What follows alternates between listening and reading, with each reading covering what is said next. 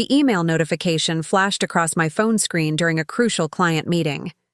"Congratulations on your home sale." My stomach dropped like I'd just plummeted down the first hill of a roller coaster. What home sale? I hadn't sold my home. I quickly excused myself, stepping into the hallway of Crosstech Solutions where I'd worked as a project manager for the past 7 years. Before we jump back in, tell us where you're tuning in from. And if this story touches you, make sure you're subscribed. Because tomorrow, I've saved something extra special for you. With trembling fingers, I opened the email. There it was in black and white. Confirmation of the sale of 427 Lakeview Terrace. My home. Our home. Nathan's and mine. Except Nathan hadn't mentioned selling our house, not once during breakfast that morning when he kissed me goodbye, or last night when we discussed weekend plans to fix the garden trellis. There must be some mistake, I whispered, dialing Nathan's number. Straight to voicemail. I tried again. Same result. The knot in my stomach tightened as I scrolled through my contacts and called our real estate agent, Julian, who had helped us buy the house 3 years ago. "Julian, hi, it's Rebecca Martinez. I just got an email about my house being sold. This has to be a mistake." The pause on the other end lasted just long enough to tell me everything. "Rebecca, I assumed you knew. Nathan listed the property with our agency last month. The closing was finalized this morning. I'm sorry. I thought you were aware." The hallway seemed to tilt sideways. I braced myself against the wall, my breathing shallow. "Rebecca? Are you there? Who signed the papers, Julian?" My voice sounded distant, like it belonged to someone else. Another pause. "Nathan did. His signature is on all the documents." The drive home felt surreal, like I was floating outside my body watching someone else navigate the familiar streets of Oak Ridge. As I turned onto Lakeview Terrace, my chest tightened. There, planted firmly in our front yard, was a "sold" sign, the word like a slap across my face. I pulled into the driveway and fumbled for my house keys, dropping them twice, before managing to get them into the lock. The key turned, but the door didn't open. I tried again with the same result. It was then I noticed the keypad for our smart home system had been replaced with a newer model. My code wouldn't work. "This cannot be happening," I muttered, trying to stay calm as I pulled out my phone. I clicked on our home security app. Surprisingly, it was still connected. Nathan must have forgotten to remove my access. Through the app, I could see inside our home, our formerly furnished home, now stripped bare of most furniture. In the middle of the living room floor sat my suitcase and a few boxes labeled Becca's Things in Nathan's hasty scrawl. My phone buzzed with a text message. "Nathan, hey babe, we need to talk when you get off work. Big opportunity came up. Had to move fast. Don't freak out when you get home. Keys under the ceramic frog. Don't freak out? Don't freak out?" He had sold our home without telling me and packed my things like I was a roommate being evicted. I found the spare key under the ceramic garden frog and let myself in. The house echoed with emptiness, my footsteps reverberating off the hardwood floors we had installed together last summer. I sank down beside my suitcase, opened it to find a jumble of clothes, mostly weekend wear, and barely any work clothes. No toiletries, not even my favorite coffee mug. My phone buzzed again. "Nathan. Should be home around 7. We'll celebrate." This is going to be great for us. Celebrate? My hands shook as I called the one person I could always count on. "Zoe, I need help," I managed before my voice cracked. "Nathan sold our house. Today. Without telling me." "He what?" Zoe's voice shot up an octave. "Where are you now?" "At the house. He packed some of my things. The furniture is gone. I broke off, a sob finally escaping. "I'm coming. Don't move. And Becca? Don't call him. Not yet." 20 minutes later, Zoe's sleek black Tesla pulled into the driveway. She wasn't alone. My brother Ryan was with her, his expression shifting, from concern to anger as they entered the house and took in the scene. "This can't be legal," Ryan said, wrapping me in a bear hug. "It might be," Zoe said grimly, looking around the empty living room. "Depends on whose name is on the deed." The deed. I pulled away from Ryan and rushed to the kitchen where I kept a fireproof box of important documents in the back of the pantry. The box was gone. "Looking for this?" Ryan held up his phone. "I'm searching property records online right now. Oak Ridge County has a public database." We huddled around his phone, waiting as the page loaded. And there it was. 427 Lakeview Terrace, solely in the name of Nathan Martinez. "That's impossible," I whispered. "We bought this house together. I put in half the down payment." "Can you prove it?" Zoe asked gently. Could I? I thought back to 3 years ago when we'd found this place. Nathan had handled most of the paperwork while I was wrapping up a big project at work. I'd transferred my half of the down payment to our joint account, and he'd taken care of the rest. Had I ever actually seen the final deed? Had I been so trusting, so stupid? "Check the sale details," I said to Ryan, my shock beginning to give way to anger. Ryan tapped through several screens. "Sold to Skyline Ventures LLC for $625,000. $625? Zoe exclaimed. "Didn't you say you bought it for $580,000 3 years ago? In this neighborhood? That's way under market value." She was right. Houses on our street had been selling for over $800,000 recently. Why would Nathan sell for so little? My phone buzzed again. Another text from Nathan. "Don't forget we have dinner reservations at Harborview at 7. Wear that blue dress I like. Big celebration tonight." I stared at the message, something cold and hard forming in my chest. This wasn't just a misunderstanding. This was calculated. "I need to check something," I said, heading upstairs to what had been our home office. The room was emptied of Nathan's expensive ergonomic chair and standing desk, but an old filing cabinet remained in the corner. Nathan had always been meticulous about paperwork, something I'd once found endearing. Now I wondered what else that careful record-keeping hid. I pulled open the bottom drawer where we kept documents about the house, or where we used to keep them. The drawer was empty except for one folder marked Home Warranty. Nathan must have missed it in his haste. Inside was a copy of our initial mortgage application with both our names listed as co-applicants.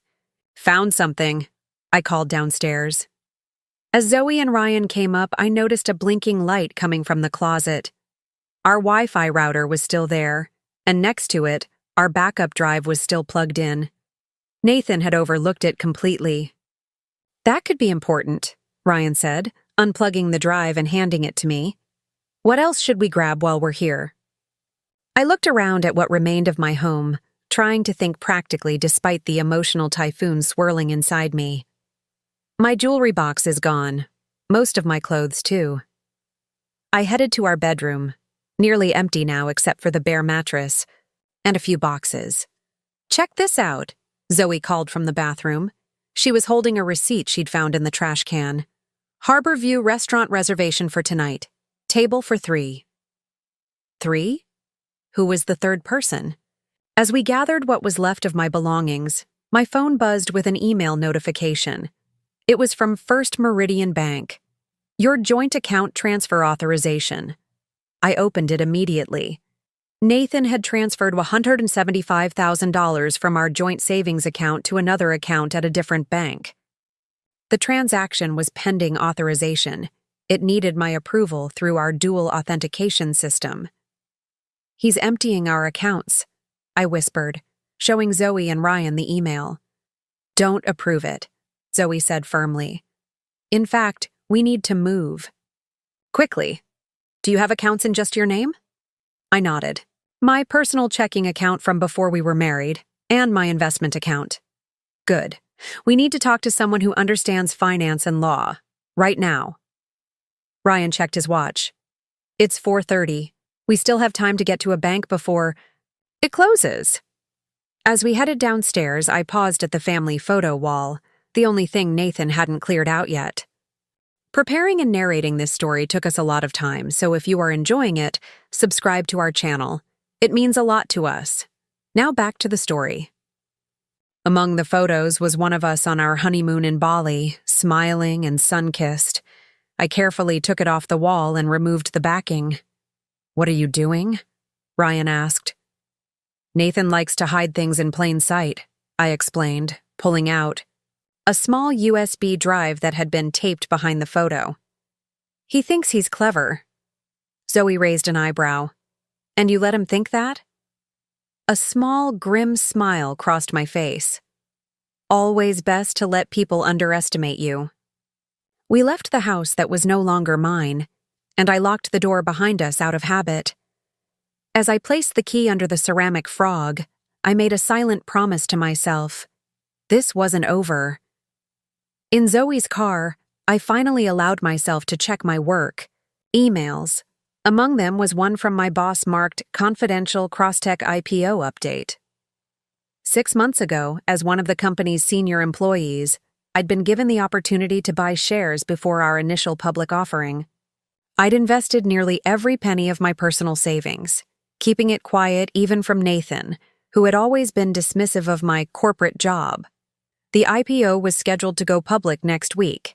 Nathan had no idea I was about to become a millionaire. In my own right. "Instead of the bank, take me to see Elliot Reeves," I told Zoe, referring to an attorney friend who specialized in family law. "I need to know exactly where I stand legally." As we drove, Ryan made a startling discovery on his phone. "Becca, look at this. Skyline Ventures LLC was just registered 3 weeks ago, and guess who the primary stakeholders are? Nathan Martinez and Derek Phillips." Derek Phillips, Nathan's business associate and self-proclaimed best friend. The pieces were starting to fit together. "There's more," Ryan continued, scrolling through records. "They've purchased 4 other properties in the last month, all under market value. How do you even have access to all this?" Zoe asked, glancing at Ryan in the rearview mirror. Ryan shrugged. "I work in cybersecurity, remember? Public records are easy." My phone buzzed again. Another text from Nathan. "Where are you? Don't be late for dinner. This is important." I switched my phone to silent and stared out the window as familiar streets passed by. 7 years of marriage, and I'd never truly known the man I'd shared my life with. But then again, maybe he'd never truly known me either. Elliot's office was located in a renovated Victorian in the financial district. Despite it being nearly closing time, his assistant showed us right in when I explained it was an emergency. Elliot looked up from his desk, his expression shifting from professional greeting to concern as he took in my tear-stained face and the determined set of Zoe and Ryan's jaws. "Rebecca, what's happened?" I laid it all out. The surprise home sale, the emptied house, the funds transfer attempt, everything. Elliot listened without interrupting, making occasional notes. "First things first," he said when I finished. "We need to secure your assets. Ryan, can you help Rebecca transfer any remaining joint funds to her personal account? It's not ideal legally, but given the circumstances and his attempted transfer, we can justify it as a protective measure." Ryan nodded, already pulling out his laptop. "Zoe, I need you to document everything in the house. What's missing, what's left, take photos and videos. Evidence is critical here." "Already started," Zoe confirmed, showing him the photos she'd taken on her phone. Elliot turned back to me. "Now, Rebecca, I need to see any documentation you have showing your contribution to the house purchase." I pulled out my phone, accessed my banking app, and showed him the transfer I'd made to our joint account 3 years ago. $87,000, exactly half of our down payment. "Good," Elliot said. "And the USB drive you mentioned?"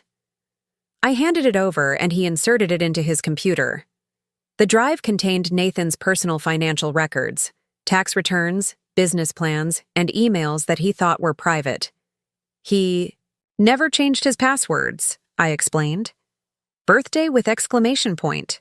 For everything. Elliot's eyebrows rose as he scanned the documents. Rebecca, did you know Nathan was planning to run for city council? I blinked in surprise. What? No. He turned his monitor so I could see. There it was.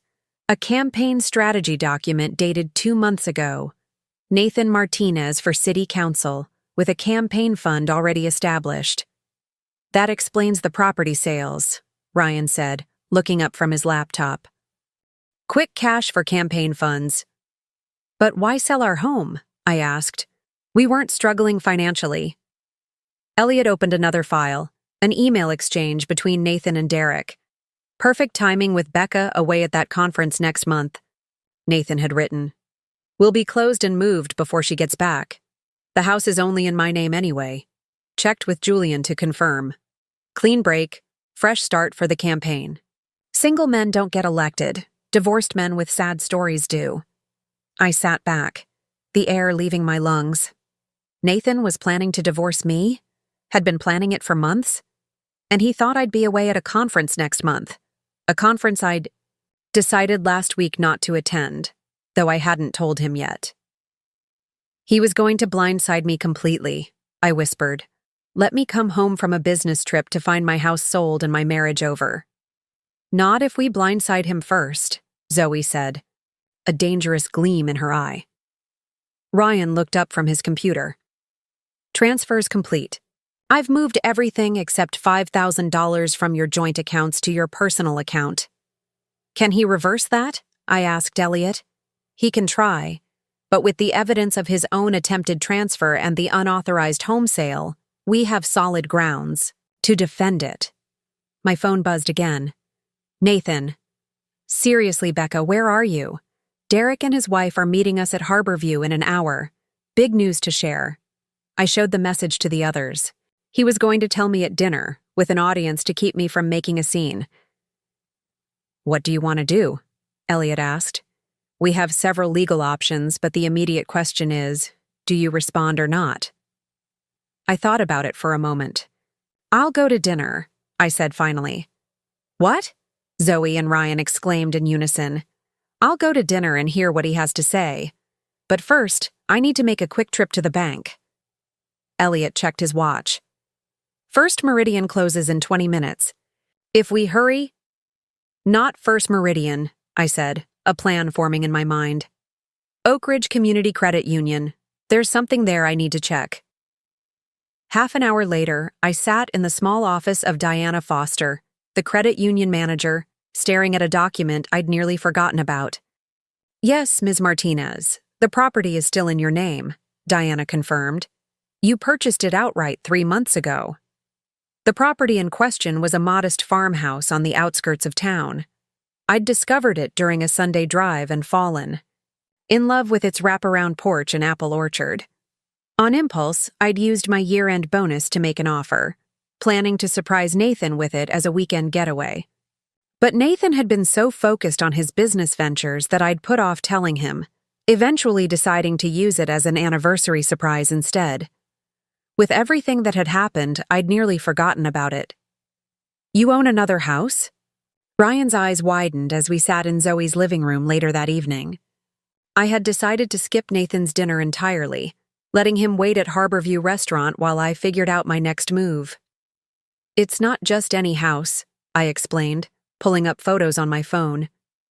It's a 3-acre property with a renovated farmhouse and a small orchard. I bought it as an investment, thinking maybe we could turn it into a weekend retreat or even retire there someday. Zoe leaned over to look at the photos. It's beautiful, Becca, but I still don't understand why you kept it a secret from Nathan. I sighed, scrolling through images of wide plank floors and exposed beam ceilings. At first, it was going to be a surprise, but then, I don't know.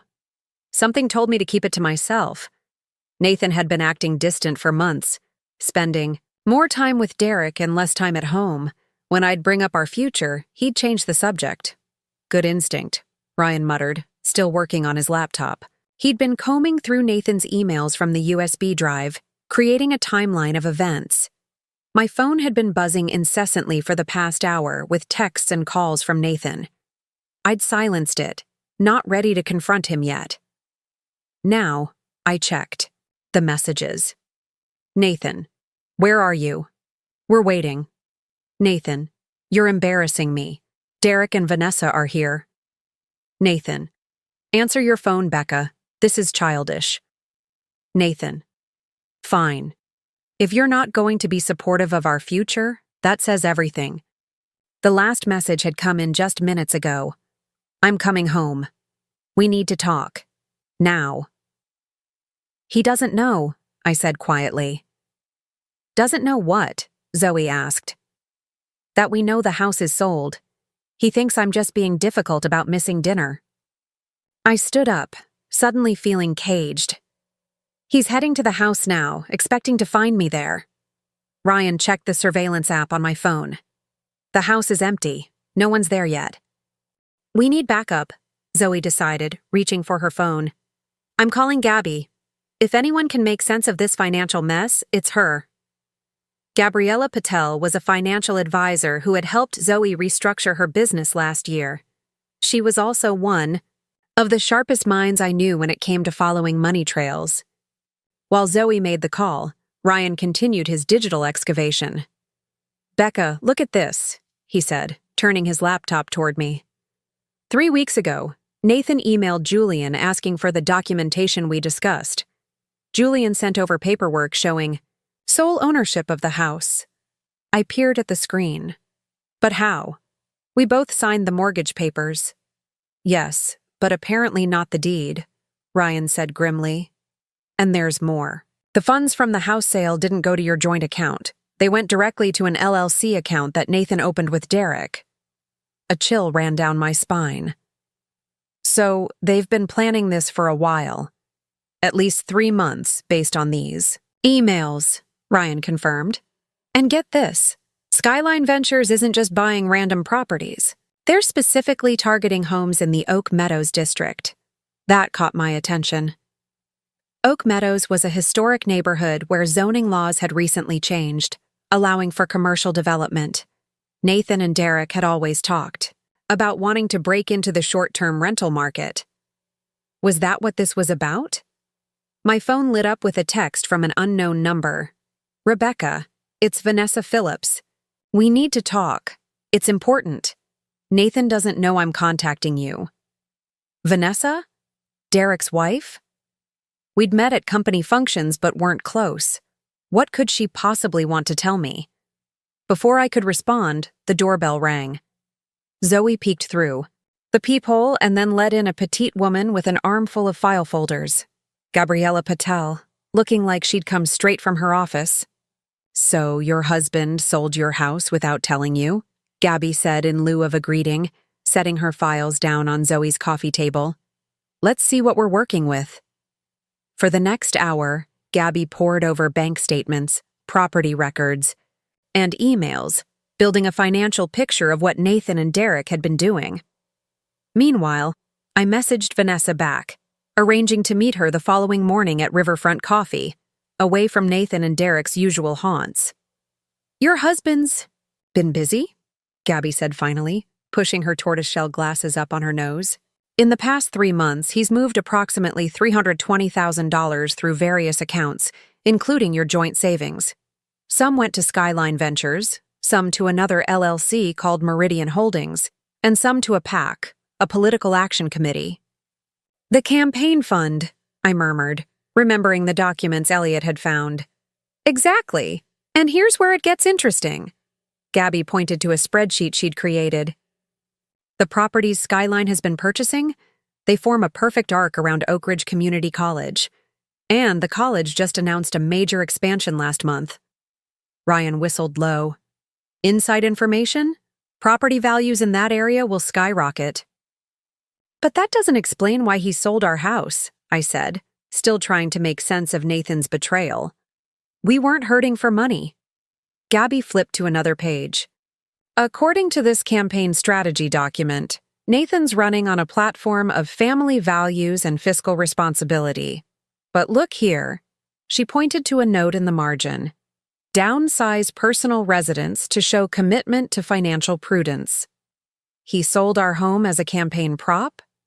The idea was so absurd I almost laughed. To look more relatable to voters? That, and to free up capital for these other investments, Gabby confirmed. The problem is, he did it without your knowledge or consent, which raises serious legal issues. My phone buzzed again. Nathan, where the hell are you? I'm at the house. Your car's gone. Call me now. I showed the message to the others. Should I respond? Not yet, Ryan advised. Let him sweat a little more. Meanwhile, I've found something else. He turned his laptop around to show us a series of text messages he'd recovered from the backup drive. The exchanges were between Nathan and someone saved in his contacts as campaign advisor. Need to clean. Up your image before announcing, the advisor had written. Family man, but not flashy. The McMansion doesn't play well with middle-class voters, and we need to address the potential scandal. Nathan had replied, working on downsizing the house. As for the other matter, it will be handled discreetly. What other matter? I wondered aloud. What potential scandal? My question hung in the air, unanswered but ominous. Whatever Nathan was hiding, it went beyond real estate deals and political ambitions. You need to secure everything, Gabby said firmly.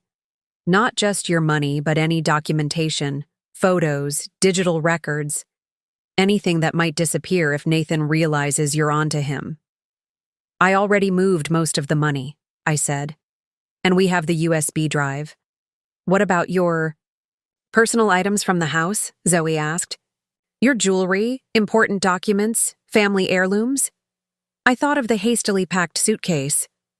Most of it's probably still there, unless Nathan already moved it to storage.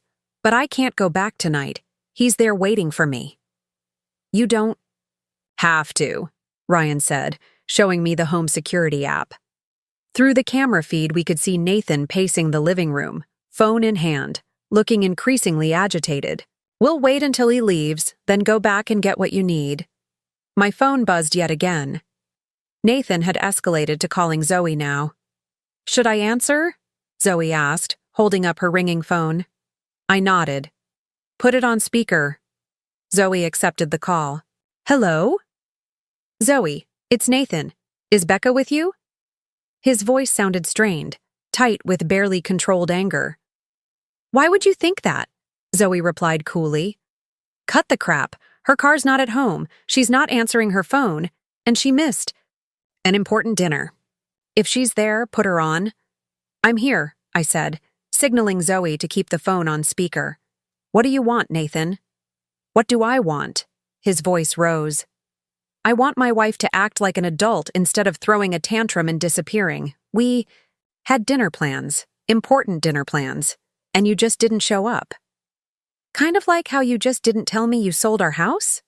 I replied, my voice steadier than I felt. There was a pause on the other end. When Nathan spoke again, his tone had changed, becoming placating. Honey, I left you a note. I told you we'd talk about it tonight. This is a huge opportunity for us, for our future. If you'd just come to dinner, you'd understand. Understand what? That you sold the home we built together without even discussing it with me? That you packed up my life in a suitcase and left it on the floor? You're overreacting. Am I? Because from where I'm sitting, it looks like you made a unilateral decision about our biggest shared asset and didn't bother to include me in the conversation. The market was hot. The opportunity came up suddenly. Stop lying, Nathan, I said, surprised by how calm I sounded. The house listing was posted 3 weeks ago. Julian confirmed it. Another pause, longer this time. You talked to Julian? Nathan's voice had dropped, a dangerous edge to it now. I talked to a lot of people today. Interesting what you learn when you start asking questions. Rebecca, listen to me, Nathan said, his voice regaining its smooth, persuasive quality. Come home and I'll explain everything. This is all part of a bigger plan for us, a better future, I can't come home, Nathan. You sold it, remember? Don't be dramatic. We'll stay at the Lakeside Suites until we close on the new place. I've already booked us a room. New place? This was the first I'd heard of it. What new place? The condo downtown, close to City Hall. It's perfect for us at this stage of our lives. More practical. You'll love it once you see it. I caught Zoe's eye and she mouthed, City Hall, confirming our suspicions about his political aspirations. I'm staying with Zoe tonight, I said finally. I need time to process all this. Fine, Nathan snapped, his conciliatory tone vanishing. But this tantrum ends tomorrow. I need you at the property viewing at 10 a.m. The realtor is only available. Then, I have work tomorrow. Call in sick. This is more important than your job. There it was. The dismissive attitude toward my career that had become increasingly common in our marriage. As if my work was just a hobby, not the professional life I'd spent years building. I'll think about it, I said noncommittally. Rebecca. Good night, Nathan. I nodded to Zoe, who ended the call. For a moment, none of us spoke. Then Ryan cleared his throat. He's leaving the house, he said, showing us the security feed. Nathan was stalking out the front door, slamming it behind him. Now's our chance, Zoe said, grabbing her car keys. Let's go get your things before he comes back. 20 minutes later, we pulled up to the house, parking a block away just in case. Ryan stayed in the car as lookout while Zoe and I quickly made our way inside. The house felt different now, no longer my home, but a shell of what had been. Working methodically, I gathered important items Nathan had overlooked. My grandmother's silver locket hidden in a jewelry box compartment, backup drives with years of photos, important paperwork from my home office, and a small fireproof safe containing my passport and birth certificate.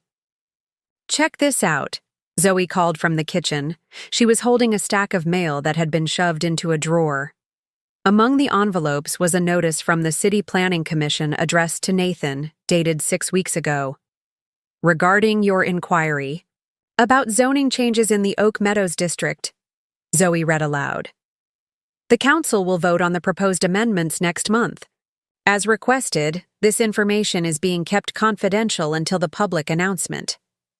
I took the letter, scanning it quickly. He had inside information about the zoning changes. That's why they're buying up those properties. They'll be worth triple once the changes go through. Isn't that illegal?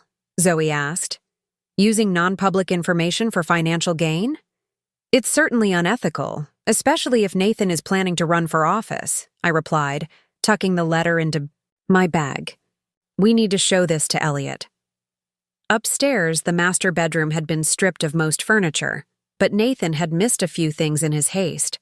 In the back of the closet, I found a locked metal box I'd never seen before.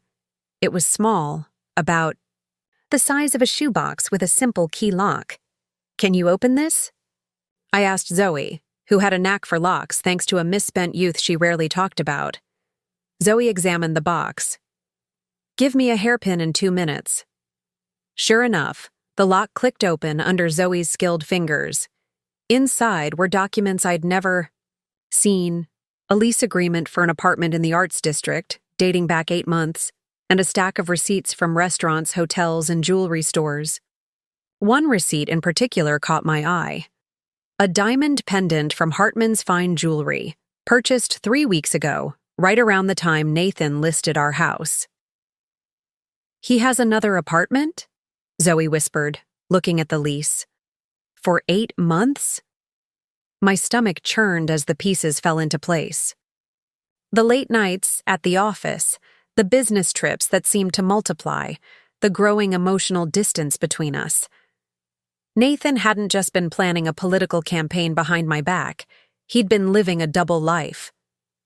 We need to go, I said, stuffing everything back into the box. Now. As we hurried downstairs, headlights swept across the front window. A car was pulling into the driveway. Nathan?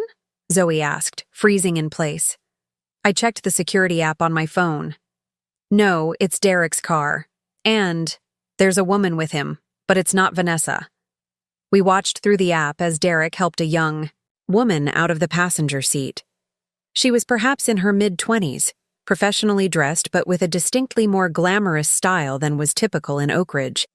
Derek guided her to the front door, his hand resting intimately on the small of her back.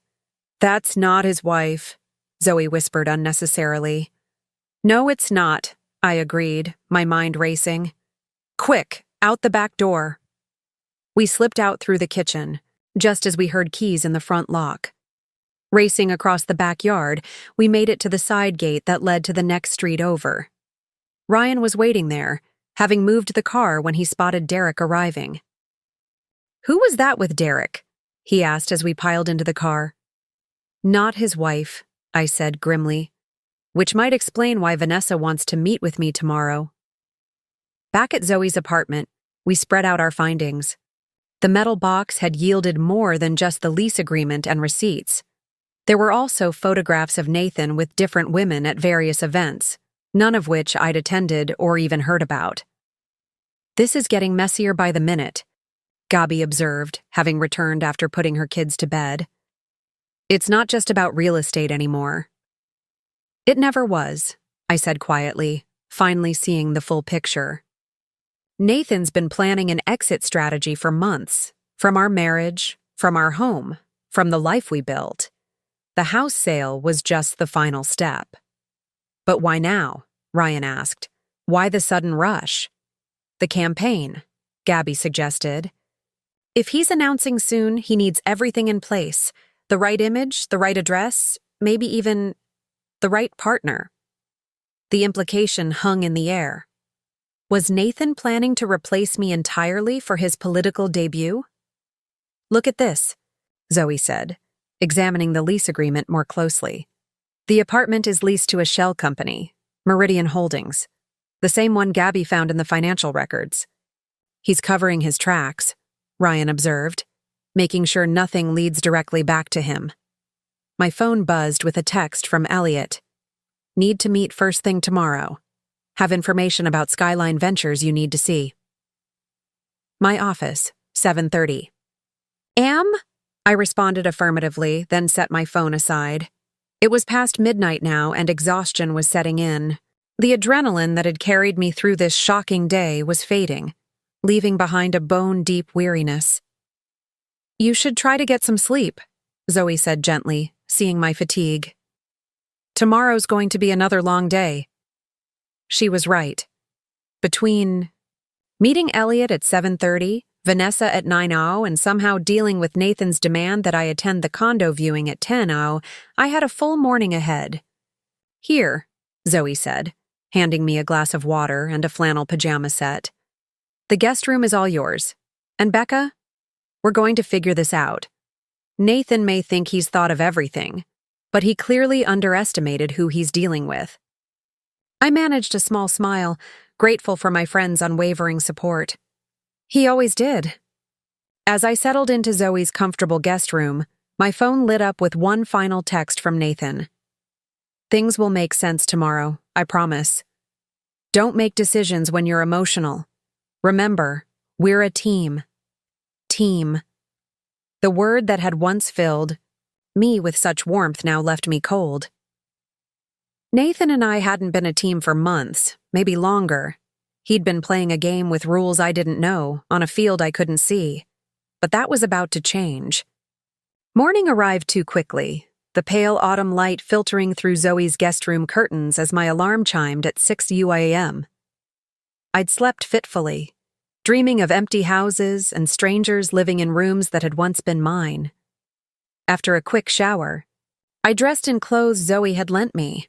A crisp button-down and tailored slacks that were slightly too long but would work for the day ahead. Ryan had already left for his early morning cybersecurity job, but had texted that he'd meet us at Elliot's office. Zoe handed me a travel mug of coffee as I gathered my things. "Ready for this?" "As I'll ever be," I replied, checking my phone. No more messages from Nathan, but there was one from my coworker Mia, responding to the email I'd sent last night explaining I needed a personal day. "Take all the time you need," Mia had written.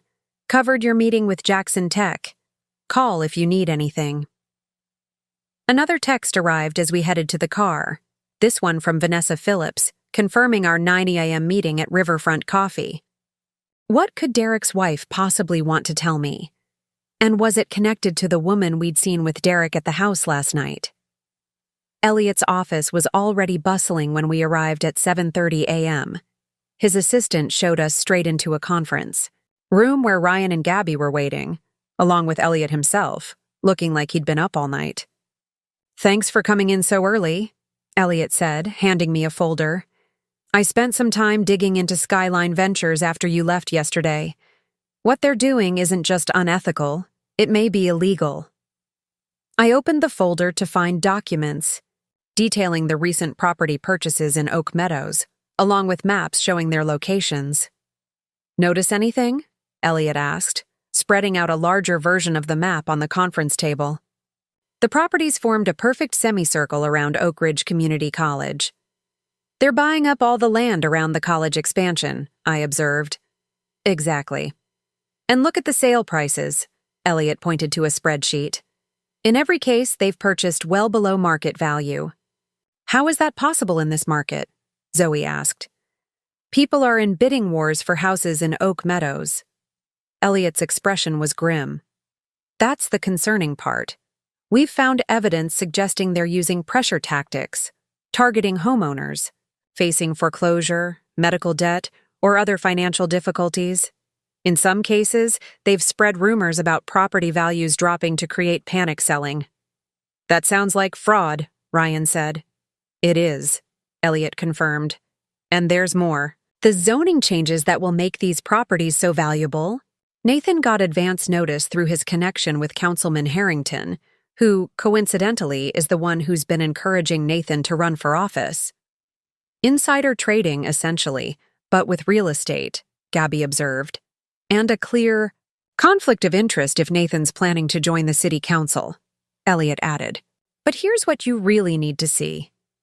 He pulled out another document, a draft campaign announcement bearing Nathan's name and photo.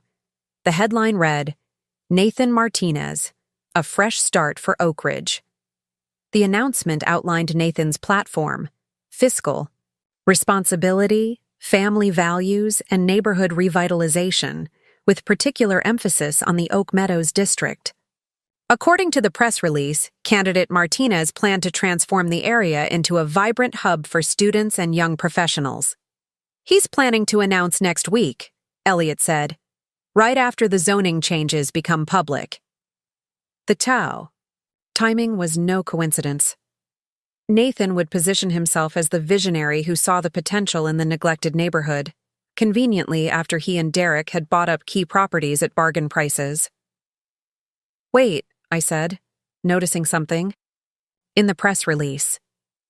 "This mentions Nathan and his fiancée will make their home in the revitalized district." "Fiancé?" Elliot exchanged glances with Ryan. "We were getting to that. Ryan found something in the emails that you should see." Ryan pulled up an email exchange on his laptop. Messages between Nathan and Derek from just 2 weeks ago. "Everything set." "With Amanda?" Derek had written. Nathan's reply sent ice through my veins. "Ring purchased. She'll move into the downtown condo after the announcement. Divorce papers being prepared. Becca will be out of the picture before the campaign launches." There it was in black and white, Nathan's complete betrayal laid bare. Not just selling our house without telling me, not just planning a political career behind my back, but actively planning to replace me with someone named Amanda, presumably the recipient of the diamond pendant from Hartman's jewelry. "I'm sorry, Rebecca," Elliot said quietly. "I know this is a lot to take in." "Actually, it explains a lot," I said, surprised by how calm I felt. The shock had burned away, leaving a clear, cold anger in its place. Nathan's been laying groundwork for months. The separate apartment, the secret bank accounts, the house sale. It was all leading to this. "The question is, what do you want to do about it?" Elliot asked. I glanced at the clock. It was 8:15 a.m., time to head to my meeting with Vanessa. if I was going to make it by 9 around. First, I want to hear what Vanessa Phillips has to say, I decided. Then I want to stop Nathan from destroying more lives, including his own. How? Zoe asked. A plan was forming in my mind, pieces clicking into place like a complex puzzle. By giving him exactly what he thinks he wants, right before I take it all away. Riverfront Coffee was buzzing with morning customers when I arrived at 8:55 a.m. Vanessa was already there, seated at a corner table away from the windows, nervously twisting her wedding ring.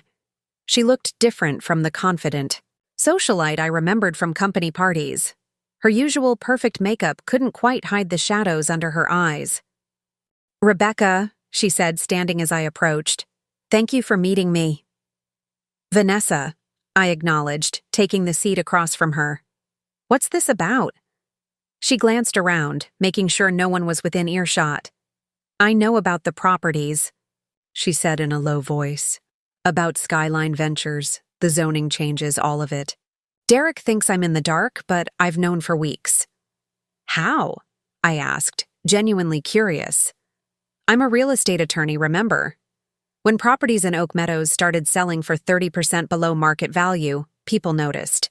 I pulled the records and found Skyline Ventures listed as the buyer on all of them. It wasn't hard to connect the dots back to Derek and Nathan." She pulled a folder from her designer handbag and slid it across the table. "What you don't know is that they've done this before. 3 years ago in Westlake. They bought properties, flipped them after zoning changes, and made millions. But people got hurt in the process. Small businesses displaced, families forced, out of homes they'd lived in for generations." I opened the folder to find newspaper clippings, property records, and court documents, all relating to a development controversy in Westlake, a town about 40 miles away. "Why are you showing me this?" I asked, though I already suspected the answer. Vanessa's perfectly manicured hands trembled slightly as she reached for her coffee. "Because history is repeating itself, and I can't be complicit again. And because I know about Amanda." There it was, the name from Nathan's emails. "Who is she?" "She works for Councilman Harrington. She's been involved with both Derek and Nathan for months. The woman you saw with Derek last night? That wasn't Amanda. That was Elise, another part of their circle."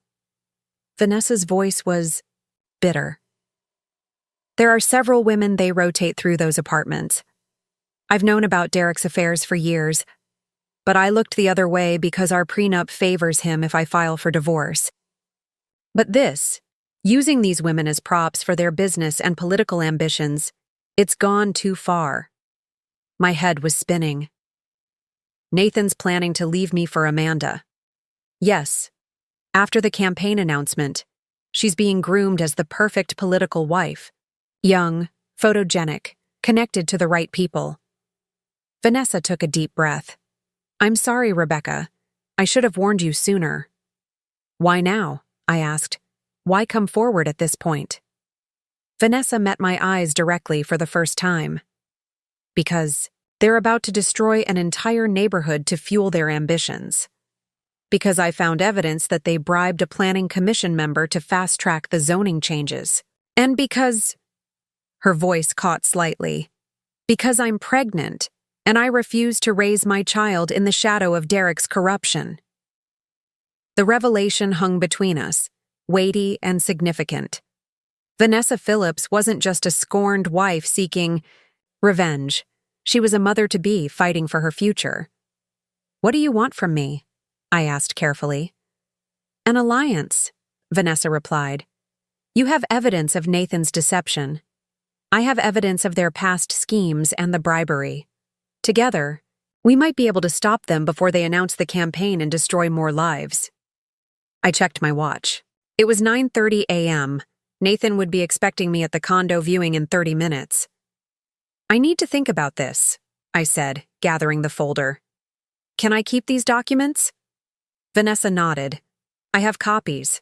And Rebecca, be careful."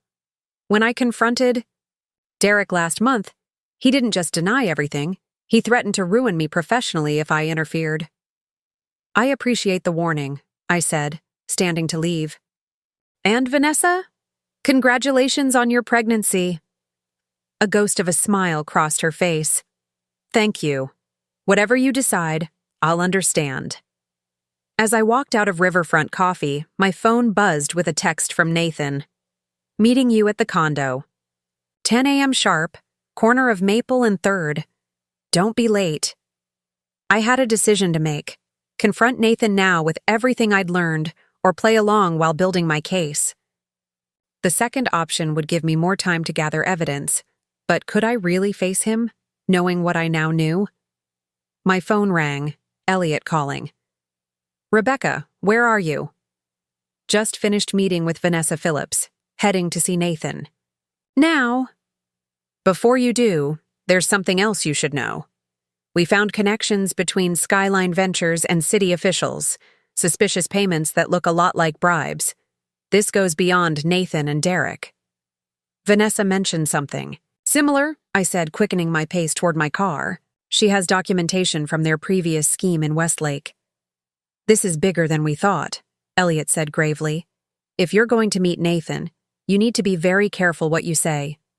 We don't know how far they'll go to protect themselves. I understand, I assured him. I'll stick to the plan. Act like I'm just upset about the house, nothing more. Good. And Rebecca? We've moved your funds from your personal account to a new one at a different bank, just to be safe. The information is in your email. Thank you, Elliot. As I hung up, another text came through, this one from Ryan. Found something big in Nathan's emails. Call ASAP. But there was no time. It was 9:50 a.m., and I needed to decide my next move. After a moment's hesitation, I typed a response to Nathan. On my way. Whatever Nathan was planning, whatever web of deception he'd woven, I was about to walk. Straight into it, eyes wide open, for perhaps the first time in our marriage. The downtown condo was exactly what I'd expected. Sleek, modern, and impersonal. Floor-to-ceiling windows offered impressive views of Oak Ridge's modest skyline, while the open-concept layout screamed bachelor pad more than family home. Nathan stood in the center of the living room, hands in his pockets, watching anxiously, as I took in the space. What do you think? He asked, his voice carefully modulated to sound enthusiastic yet casual. 12-foot ceilings, smart home system already installed, and the building has a gym and rooftop pool. I ran my hand along the quartz countertop in the kitchen, buying time to compose myself. It's very different from our house. That's the point, Nathan said, coming to stand beside me. We're starting fresh. New chapter. This location puts us right in the heart of everything. By everything? Do you mean City Hall? I asked, unable to keep a slight edge from my voice. Nathan's smile faltered momentarily, but he recovered quickly. Among other things. Listen, Becca, I know the house sale was a shock. I should have handled it differently, but this move makes sense for us now. For us? Or for your campaign? His eyes widened slightly, the first genuine reaction I'd seen. How did you find out? It wasn't hard, Nathan. Once I started asking questions, people were surprisingly forthcoming. I moved away from him toward the windows. When were you planning to tell me? Before or after the announcement next week? Nathan loosened his tie, buying time. I wanted everything to be perfect first. The right home, the right narrative. Politics is all about timing, Becca. And what about our marriage? Is that also about timing? He approached cautiously, as if I were a wild animal that might bolt. This is a huge opportunity for both of us. Think about it. You'd make an amazing councilman's wife. Your community, involvement, your corporate background. We're the perfect package. The perfect package. Like we were a product to be marketed, not two people who had once promised to love each other forever. And what about the properties in Oak Meadows? Are Those part of the perfect package too? Nathan's expression hardened. You've been busy. So have you. Skyline Ventures has acquired, 7 properties now? All suspiciously below market value. All conveniently located around the college expansion? It's just business, Rebecca. Smart investing. Is bribing city officials also just business? I asked quietly. Nathan's face drained of color. Who have you been talking to? Does it matter? The truth has a way of coming out, Nathan, especially when people start paying attention. He gripped my arm too tightly to be affectionate. You need to be very careful about what you're implying. There are powerful people involved in these deals. People like Councilman Harrington? I pulled away from his grasp. Or people like Amanda. The name hit him like a physical blow. He took a step back, eyes darting to the door as if checking escape routes. Who told you about Amanda? You did, I said simply. Just not with words. The late nights, the secret apartment, the diamond pendant from Hartman's that definitely wasn't for me. You left breadcrumbs everywhere, Nathan. I just never thought to look until now. For a moment, he seemed genuinely rattled. Then, like a mask sliding back into place, his expression smoothed into the practiced calm I'd seen him use in business negotiations.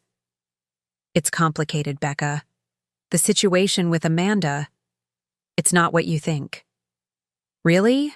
Because I think you're planning to divorce me and replace me with a more politically advantageous partner right after your campaign announcement.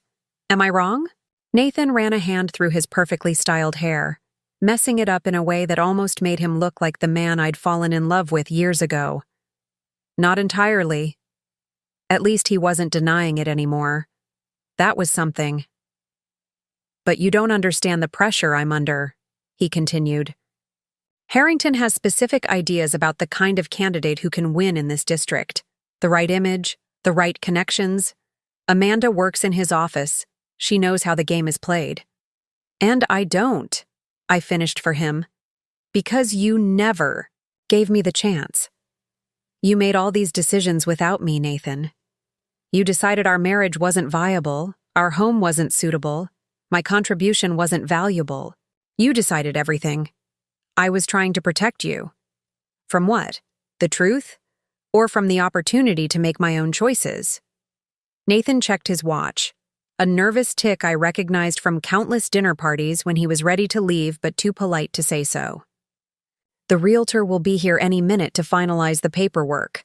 This isn't the time or place for this conversation. When is the right time, Nathan? After you've transferred all our assets? After you've signed away our marriage like you signed? Away our house? His phone buzzed in his pocket. He glanced at it, then toward the door. Derek's downstairs with the contracts. I need to let him up. By all means, I said, gesturing toward the door. Don't let me stop the Nathan and Derek show from its regularly scheduled programming. Nathan hesitated, clearly torn between dealing with me and moving forward with his plans. We can talk about this tonight, I promise. But right now, I need you to keep what you know to yourself. There's too much at stake. For whom? I asked. You? Derek? Councilman Harrington? What about the families you're pushing out of Oak Meadows? What's at stake for them? A flicker of genuine discomfort crossed Nathan's face, the first indication that perhaps he wasn't entirely comfortable with all aspects of the scheme. But before he could respond, the doorbell rang. That's Derek, Nathan said unnecessarily.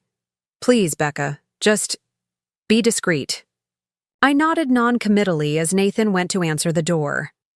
A moment later, Derek Phillips strode into the condo with the confident air of someone accustomed to owning every room he entered. Behind him was Julian Watkins, the real estate agent, who had helped us buy our house 3 years ago, and who had apparently helped Nathan sell it behind my back. Rebecca! Derek's surprise at seeing me seemed genuine. Nathan didn't mention you'd be joining us. Last-minute change of plan, Nathan said smoothly, shooting me a warning glance. Rebecca wanted to see the condo before we finalized everything. Julian looked distinctly uncomfortable.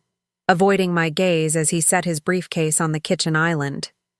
I've brought the purchase agreement for the condo and the final settlement papers for your house sale, he said to Nathan. Everything's ready for signatures. Perfect, Nathan replied, moving to stand beside Derek, a united front. Let's get this done. Julian spread out the papers, pointing to various signature lines. As Nathan reached for a pen, my phone buzzed in my pocket. A text from Ryan. Don't sign anything. Coming to you now. Stall them. Actually, I said, stepping forward, I have some questions about the settlement statement from our house sale. Since I was a co-owner, shouldn't I have been required to sign those documents? Julian froze, pen hovering in midair. His eyes darted to Nathan, who jumped in smoothly. We've been over this, honey. The house was only in my name, remember? We discussed it when we purchased, for tax purposes. Did we? I feigned confusion. I remember signing mortgage documents, and I definitely remember transferring $87,000 from my personal account for the down payment. Derek cleared his throat, an edge of impatience creeping into his voice. Perhaps this is a conversation for later? We have a tight schedule today. Of course, I said sweetly. Far be it from me to disrupt the carefully orchestrated timeline. But I'm curious. I turned to Julian. Is it standard practice to sell a property for 30% below market value? In this climate? Our house could have easily commanded $800,000 in today's market, yet it sold for $625,000. Seems unusual for an experienced agent like yourself. Julian's discomfort visibly increased. Market value is subjective. The property needed updates, and the buyers were prepared to close quickly.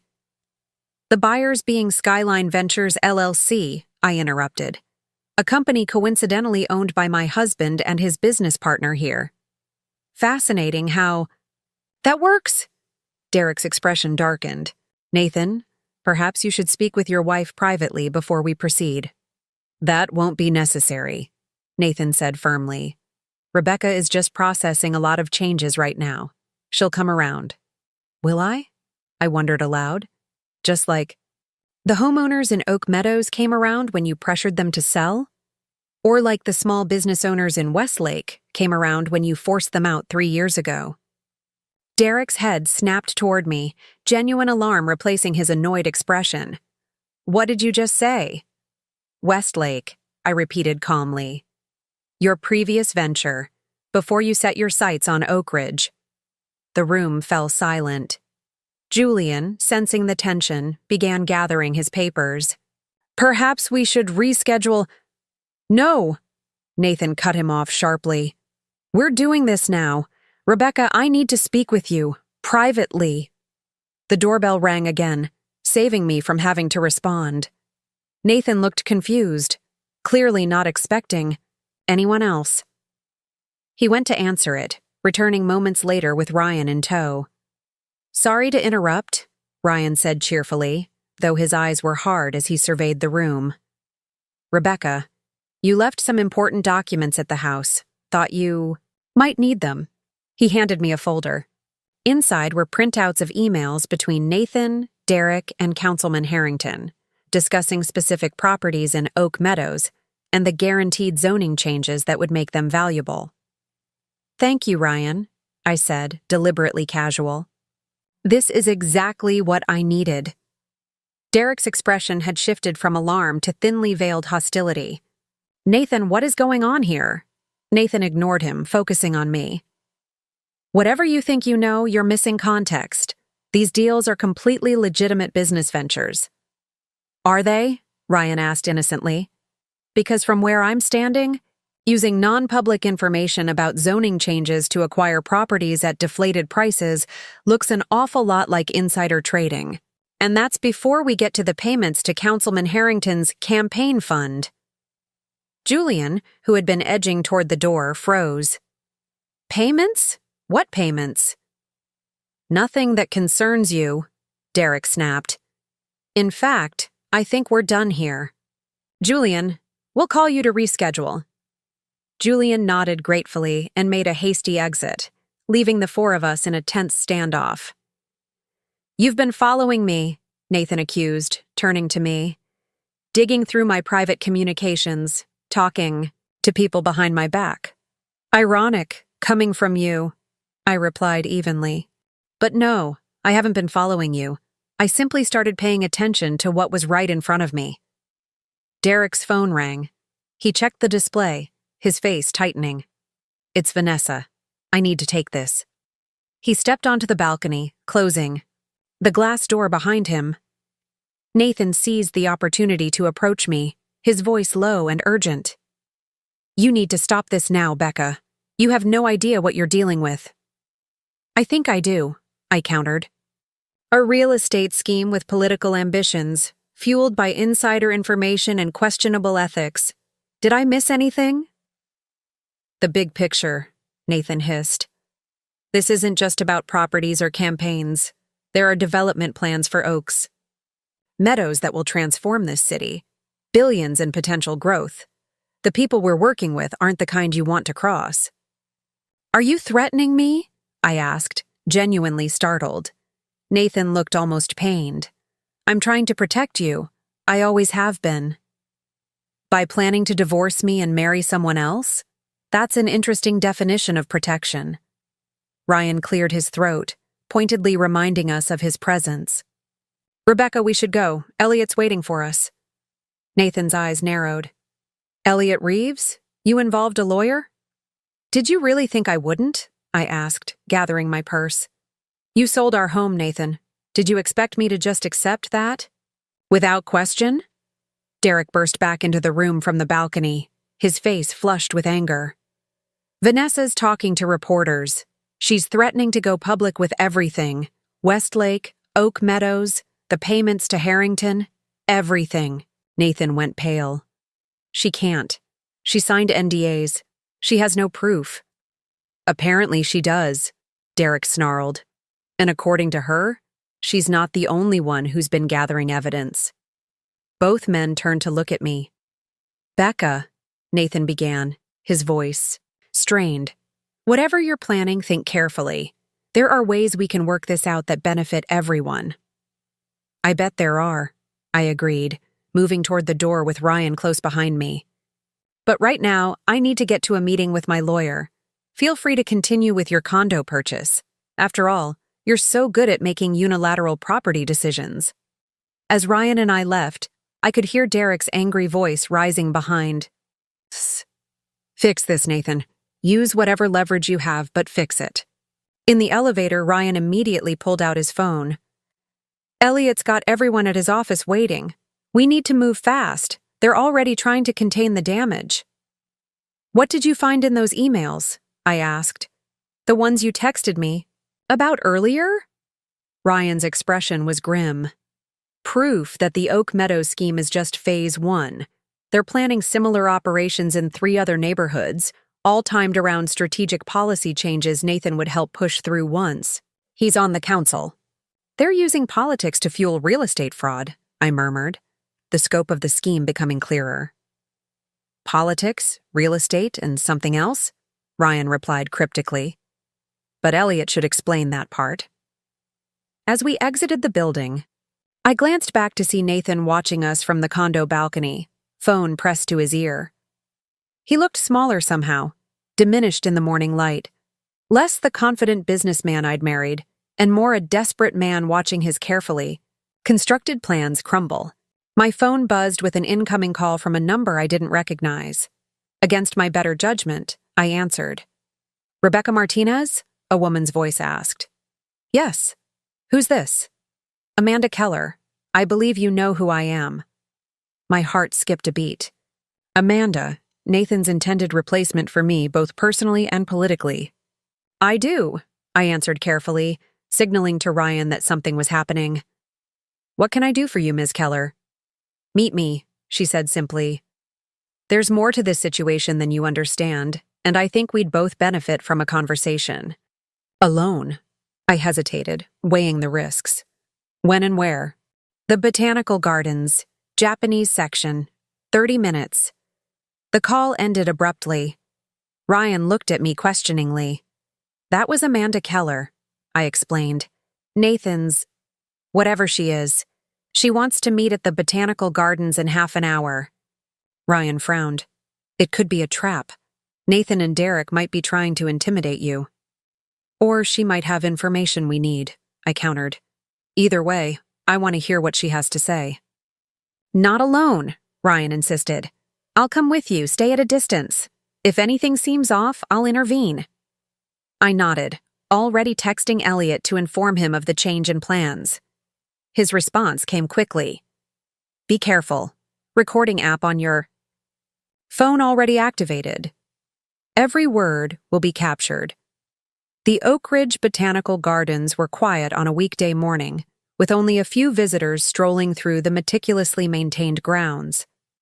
The Japanese section, with its rock garden and koi pond, offered relative privacy while still being public enough to discourage any overtly threatening behavior. Amanda Keller was already waiting when I arrived, seated on a stone bench near the pond. She was younger than I'd expected, perhaps 30, with the polished appearance of someone who understood the power of image in politics. Her navy suit and pearl earrings screamed, "Future politician's wife," so loudly it would have been comical if the situation weren't so painful. Ms. Martinez, she greeted me, extending her hand. Thank you for coming. I shook her hand briefly. Ms. Keller, you wanted to talk? Yes. She gestured for me to sit beside her. I imagine you have a certain impression of me, and I can't blame you for that. But I think it's important you understand that I'm as much a pawn in this situation as you are. That wasn't what I'd expected to hear. A pawn who's wearing my husband's engagement ring? Amanda glanced down at her ringless fingers. Actually, I've never accepted any jewelry from Nathan. The ring story was for Derek's benefit, to keep him believing that Nathan was fully committed to the plan. And what plan is that, exactly? I asked, watching her carefully for signs of deception. She sighed, looking out over the koi pond. The official version? Nathan becomes the fresh-faced reformer on the city council, pushing through development. Projects that revitalize struggling neighborhoods while coincidentally making his financial backers very rich. The perfect political origin story, businessman turned public servant. And the unofficial version? Amanda turned to face me fully. Nathan gets set up to take the fall when the fraud inevitably comes to light. He's the public face, the one signing documents, making statements. Meanwhile, the real power players, Harrington, developers like Conrad Wilson, even Derek to some extent, remain insulated from any blowback. I processed this information, trying to reconcile it with what I already knew. Why are you telling me this? Self-preservation, she answered honestly. I work for Councilman Harrington's office. My relationship with Nathan was assigned, not chosen. My job was to guide him toward decisions that benefited certain interests, while making him believe it was all his idea. And now? Now things are unraveling faster than anticipated. Vanessa Phillips is talking to reporters. You're meeting with lawyers. The carefully constructed narrative is falling apart, and I have no intention of going down with this ship. So you're just looking out for yourself, I concluded. Amanda smiled thinly. Aren't we all? But I'm also offering you something valuable, context and information. For instance, did you know that the Oak Meadows properties aren't the end goal? They're just phase 1 of a much larger development scheme. Phase 1 of 3 neighborhoods, I said, recalling what Ryan had told me. She looked mildly impressed. You've done your homework. But did you also know that those developments are tied to a planned casino project? One that's currently illegal under Oak Ridge zoning laws but would become possible with the right council members in place. That was new information. A casino? In Oak Ridge? Amanda nodded. Presented as an entertainment complex and economic driver, of course. The real money isn't in flipping houses. It's in the gambling license and the operational contracts that come with it.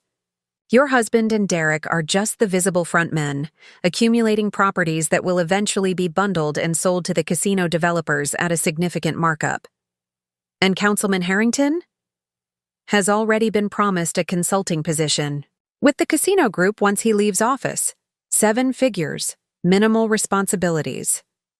The scope of the scheme was dizzying, far beyond the real estate fraud I'd initially suspected. Why would Nathan agree to be the fall guy? He's ambitious, but he's not stupid. Because he doesn't know that's his role, Amanda explained. He genuinely believes he's being groomed for political advancement. The council seat is just the first step. They've dangled the possibility of a congressional run in a few years. And he's completely bought into the vision. And you? I asked. What's your role beyond manipulating my husband? Something flashed in Amanda's eyes. Annoyance, perhaps, or genuine remorse. I handle sensitive communications. Make sure the right people get the right information at the right time. Keep the narrative consistent. It's what I was trained to do. Political operative turned corporate spy, I summarized. She didn't deny it. We all use the skills we have, like you're using yours right now to record this conversation. I didn't bother pretending otherwise. Can you blame me? Not at all. In fact, I'm counting on it. Amanda reached into her purse and withdrew a small USB drive. Everything I just told you is documented here. Emails, meeting notes, financial projections for the casino development. Consider it my insurance policy. And now yours too. I took the drive cautiously. Why give this to me?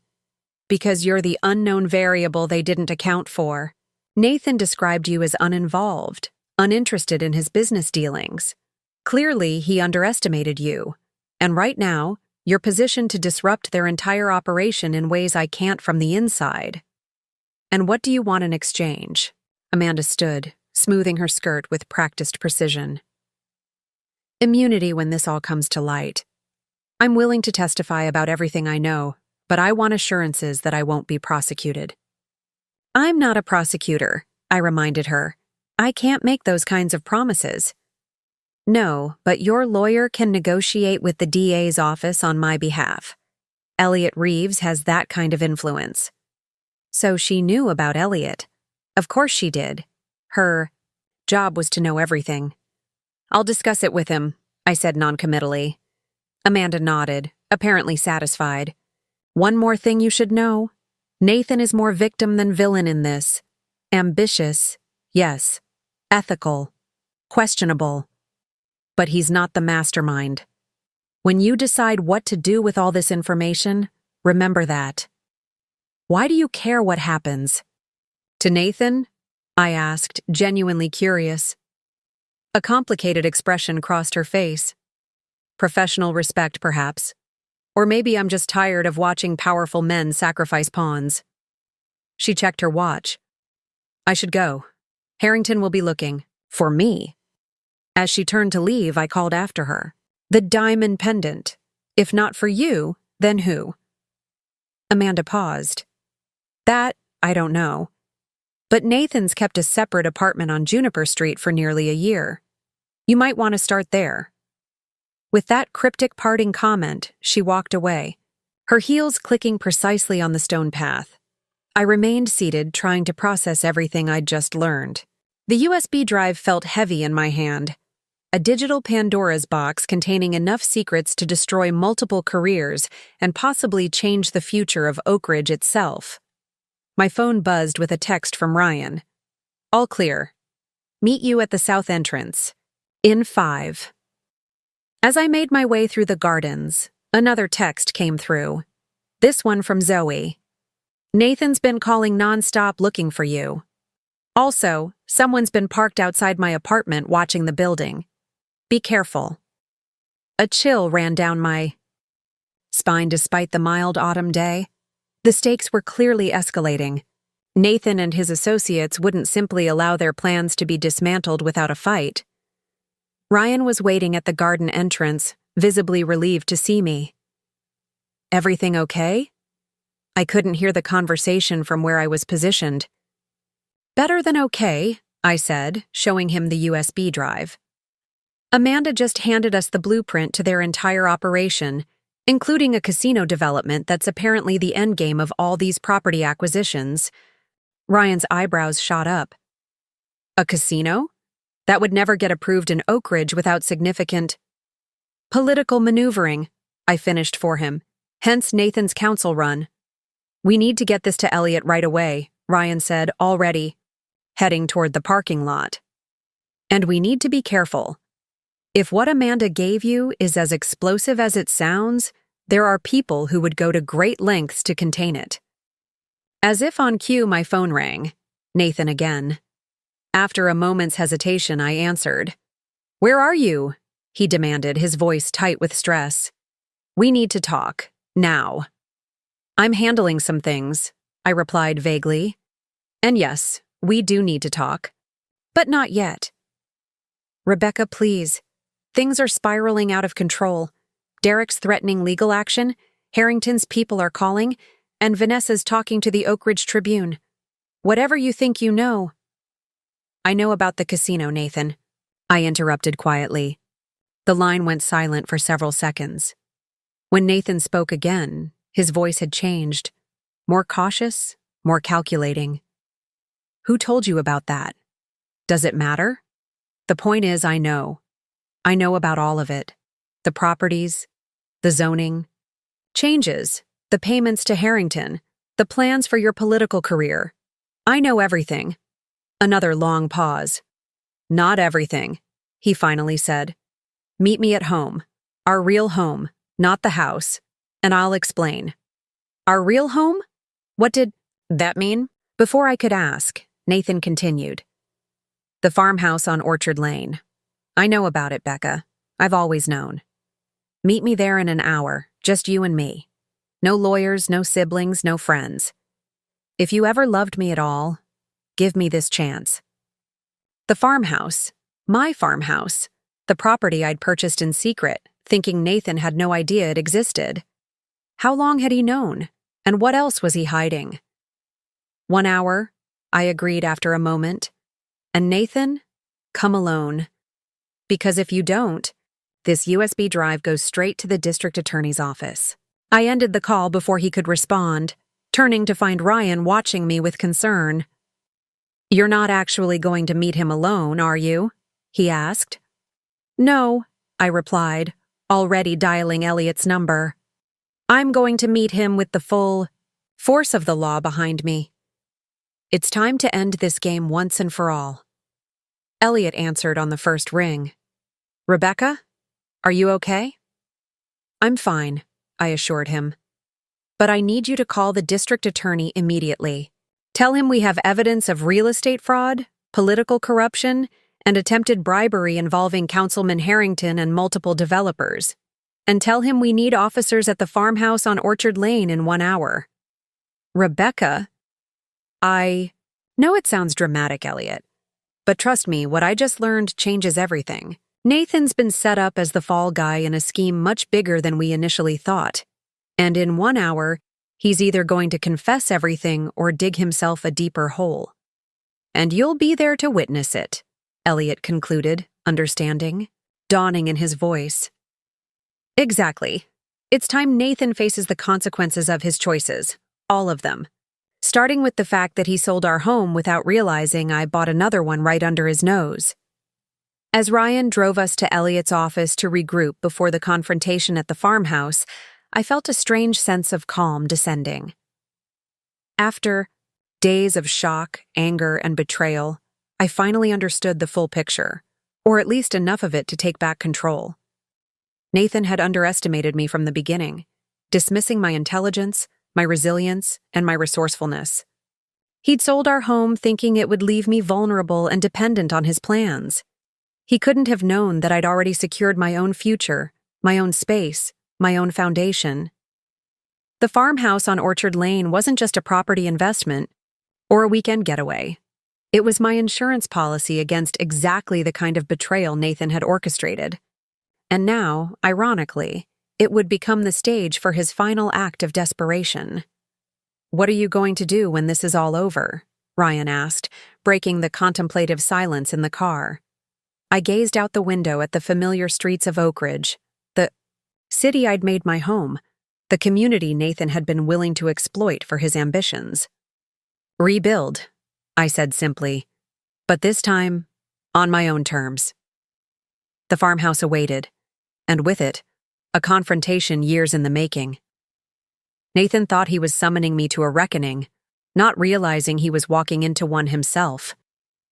As we pulled up to Elliot's office, I felt the weight of the USB drive in my pocket, a small piece of plastic that contained enough truth to change everything. The final act was about to begin. Elliot's office buzzed with activity as we arrived. Gabby was on the phone with a financial crimes investigator she knew, speaking in rapid-fire technical terms about money trails and shell companies. Zoe was coordinating with Vanessa Phillips, who had apparently decided to go all in on exposing the scheme. Elliot himself was deep in conversation with a stern-looking woman I recognized as Assistant District Attorney Monica Vega. "Rebecca!" Elliot called out when he saw me. "This is ADA Vega. She's very interested in what we've uncovered." Monica Vega extended her hand. "Ms. Martinez, I understand you've acquired some compelling evidence regarding Councilman Harrington and certain development projects." "I have," I confirmed, pulling out the USB drive Amanda had given me. "This contains documentation of a coordinated effort to manipulate property values and zoning laws to facilitate a casino development in Oak Ridge." Monica's eyebrows rose slightly, the only indication of surprise from her otherwise composed demeanor. "A casino? That would require significant changes to local ordinances." "Changes that would be pushed through by sympathetic council members," I explained, "including my husband, who was being positioned to run for office specifically to advance these interests." Elliot took the USB drive, connecting it to his computer. As the files populated on his screen, his expression grew increasingly grave. "This is comprehensive," he said finally. "Emails, financial projections, meeting minutes, proposed legislation drafts. Whoever your source is, they had access to the inner workings of this entire operation." "Amanda Keller," I supplied. "She works for Councilman Harrington and was assigned to guide Nathan's political aspirations." "Among other things," Ryan added with a pointed look. Monica reviewed the documents with practiced efficiency. "This is more than enough for search warrants, possibly enough for preliminary charges, depending on how quickly we can verify these materials." "Then we should move quickly," Elliot urged. "Nathan is expecting to meet Rebecca at her farmhouse property in," he checked his watch, "40 minutes. It's a perfect opportunity to confront him with this evidence and potentially get a confession." "A controlled confrontation," Monica mused. "We'd need recording equipment, witnesses." "Already arranged," Elliot assured her. "I have 2 investigators on standby who can pose as caretakers on the property. They'll place recording devices and remain within earshot in case of any complications." The way he said complications sent a chill through me. Until that moment, I hadn't fully considered that Nathan might react unpredictably, even dangerously, when cornered. "Do you think he would—" I began, then stopped, unable to articulate the concern. Zoe squeezed my shoulder reassuringly. "Nathan's a lot of things, but he's not violent. Manipulative, deceptive, self-serving? Absolutely. But physical threats aren't his style." "Still, we'll take precautions," Monica insisted. "I'll have officers nearby, out of sight but ready to intervene if necessary."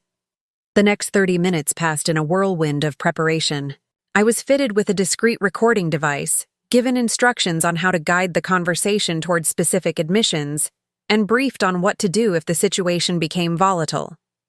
Through it all, I maintained a strange sense of detachment, as if I were preparing for a particularly challenging business presentation rather than a confrontation with the man who had betrayed me in every possible way. "Are you sure you want to do this?" Ryan asked as we prepared to leave for the farmhouse. "You don't have to be the one to face him."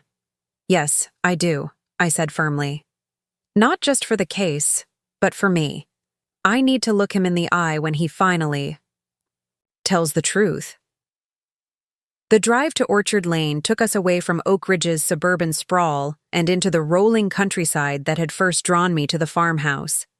As we approached the property, my property, I felt a surge of gratitude for the impulse that had led me to purchase it months ago. Little did I know then that it would become not just a refuge, but a battleground. Elliot parked his car discreetly behind a stand of apple trees, out of sight from the main approach to the house.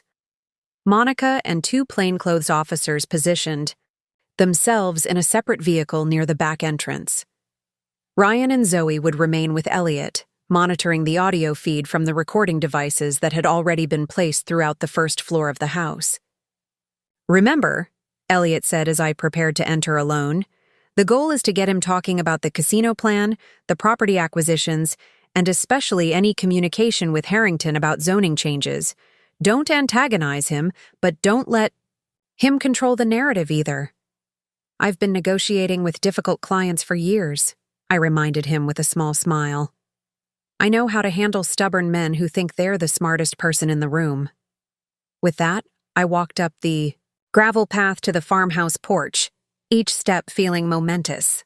The house stood solid and welcoming against the autumn sky, its wide porch and classic lines representing everything Nathan had dismissed in favor of sleek downtown condos and political ambitions.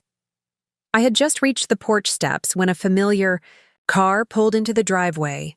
Nathan's sleek black Audi, the one he'd insisted on buying last year, despite my suggestion that we put the money toward renovating our kitchen instead. He parked but remained in the driver's seat for several long moments, apparently gathering his thoughts or perhaps making a phone call. Finally, he emerged, looking uncharacteristically disheveled in wrinkled dress clothes and without his usual, precisely styled hair. He approached cautiously, stopping at the foot of the steps to look up at me standing on the porch. For a moment, neither of us spoke. "You bought a farmhouse," he finally said, his tone unreadable. "I did, 9 months ago." "With your inheritance money?" I nodded. "The money you told me was foolishly spent because real estate is a headache, and I should leave investments to people who understand them." Nathan had the grace to look embarrassed. "I was wrong. It's a beautiful property." "Yes, it is.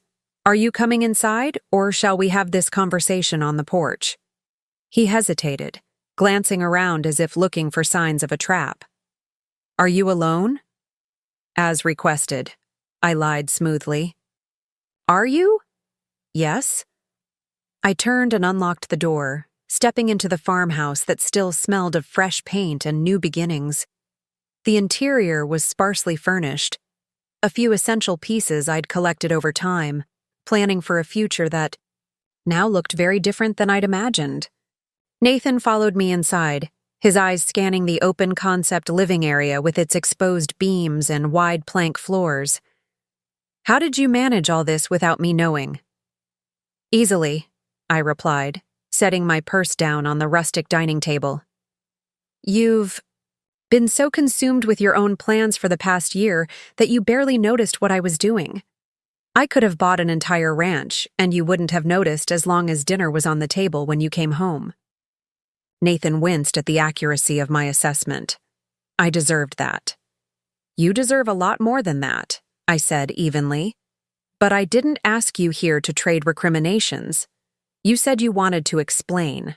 So explain." Nathan moved to the large windows, overlooking the orchard, his back to me. "It wasn't supposed to go this way," he began. "The original plan was simple: identify undervalued properties in areas targeted for development, acquire them through Skyline, then sell at a profit once the zoning changes increased their value. Standard real estate speculation. "There's nothing standard about using inside information from city officials," I pointed out. "No," he agreed, turning to face me. "But that came later, after Derek introduced me to Harrington. At first it was just business, profitable but legitimate." "And when did it cross the line into fraud?" Nathan's expression tightened. It's not black and white, Rebecca. Development always requires working with city officials, understanding future plans. The line between networking and influence is blurry at best. And the casino plan? Is that blurry too? His eyes widened slightly. How much do you know?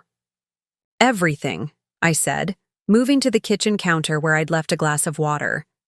I know about Conrad Wilson and his entertainment company. I know about the proposed community development district that's actually a front for bringing gambling to Oak Ridge. I know about the payments to Harrington disguised as consulting fees. She told you, Nathan realized. Amanda. She gave me the documentation, I confirmed. Every email, every meeting minute, every financial projection. Nathan ran a hand through his hair, a gesture so familiar it made my heart ache despite everything. Amanda was supposed to be our liaison with Harrington's office. I never thought she'd, what? Develop a conscience? Decide that fraud and corruption weren't acceptable career moves? It's more complicated than that, Nathan insisted. There are legitimate economic benefits to these developments. Jobs, tax revenue, tourism. Oak Ridge needs revitalization. And you needed a convenient narrative for your political campaign, I added. The visionary businessman bringing prosperity to his hometown. Very compelling. Nathan had the decency to look ashamed. The campaign, that wasn't the original plan either. Harrington approached me after seeing how effectively we were acquiring properties in Oak Meadows. He said I had the right profile for local politics, successful, personable, with deep community ties, and conveniently willing to support certain zoning changes once in office, I noted. Yes, Nathan admitted, but I told myself it was a win-win. The developments would benefit Oak Ridge, and I'd have a chance to make a difference beyond business. Noble, I said dryly. And where exactly did selling our home without telling me fit into this altruistic vision? Nathan moved to the dining table, pulling out a chair, but not sitting. That was a mistake, a big one. I convinced myself it was necessary, that the downtown condo would be better suited for a political couple, that the optics of downsizing showed fiscal responsibility. And the real reason?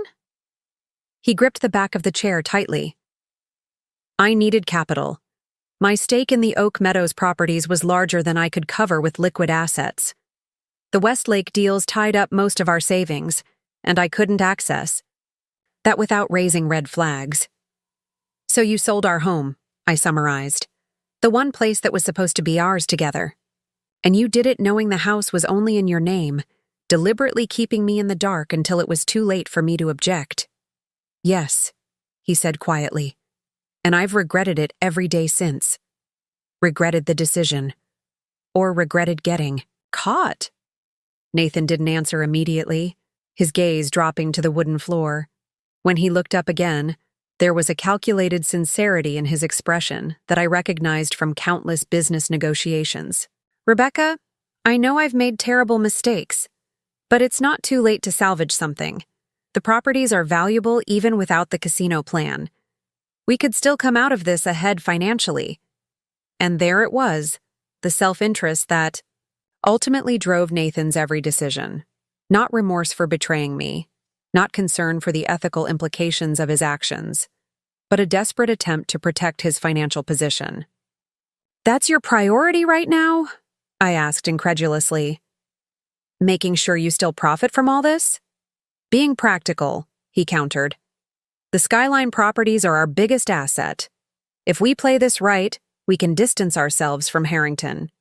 And the casino plan, while still benefiting from the legitimate property investments. There's nothing legitimate about how those properties were acquired, I reminded him. And there is no we anymore, Nathan. You made sure of that when you decided our marriage was expendable. His expression hardened. What are you saying? I'm saying that your political career is over before it began. The Oak Meadows scheme is exposed. Harrington is being investigated, and I've filed for divorce. Nathan stared at me, genuine shock replacing his carefully managed expression. You've… What? Filed for divorce, I repeated calmly. The paperwork was submitted yesterday. You should be receiving your copy shortly. Becca, you can't… I can, and I have. And before you say another word, you should know that everything you've said in the last 15 minutes has been recorded and witnessed by representatives from the district attorney's office. The blood drained from Nathan's face. You're wearing a wire? I didn't need to, I said, gesturing to the potted plant on the coffee table where one of Elliot's devices was hidden. This entire house is wired.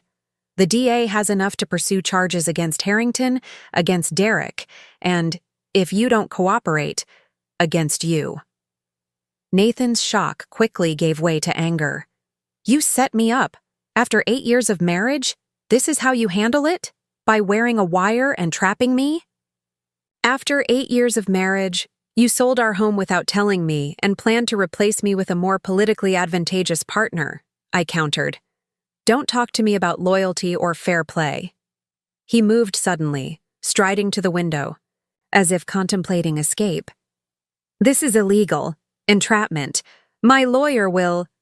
Your lawyer will advise you to cooperate fully, I interrupted. Because right now, you're looking at potential charges for wire fraud, conspiracy, and misappropriation of marital assets. That's before we get to the campaign finance violations and evidence tampering. Evidence tampering? What are you talking about? The files you deleted from our home computer before selling the house? The ones you thought were gone forever, not realizing I'd backed up everything to a secure cloud account months ago. This was a bluff.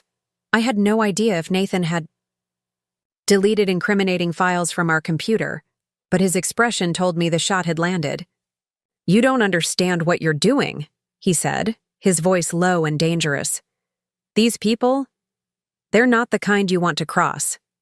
Threatening me won't help your situation, I said evenly. In fact, it's being added to the record as we speak. As if on cue, the front door opened, and Elliot entered with Ada Vega. Nathan Martinez, Monica began formally. I'd like to discuss your involvement in certain real estate transactions and communications with Councilman Edward Harrington. Nathan looked from Monica to me, betrayal and fury warring in his expression. You'll regret this, Rebecca. When everything comes out, all of it, you'll wish you'd handled this differently. What does that mean? I asked, a flicker of unease disrupting my composure. What else is there? Instead of answering, Nathan turned to Monica. I want immunity. Full immunity in exchange for everything I know about Harrington, Wilson, and the entire operation. Monica's expression remained professional, but I could see the interest in her eyes. That would depend entirely on the value of your information and your willingness to testify against the other parties involved. Oh, I'll testify, Nathan assured her with a bitter laugh. I'll tell you everything, including the parts my wife doesn't know about yet. Nathan? I began, suddenly uncertain. Not now, Rebecca. He cut me off coldly. You've made your choice. Now I'm making mine. Elliot stepped forward. Mr. Martinez, I suggest you consider your position carefully. Cooperating is indeed your best option, but threatening or attempting to manipulate your wife won't help your case. Nathan ignored him, focusing solely on Monica. I have documentation that will implicate Harrington in at least 3 separate corruption schemes beyond the casino plan. I can give you names, dates, amounts transferred.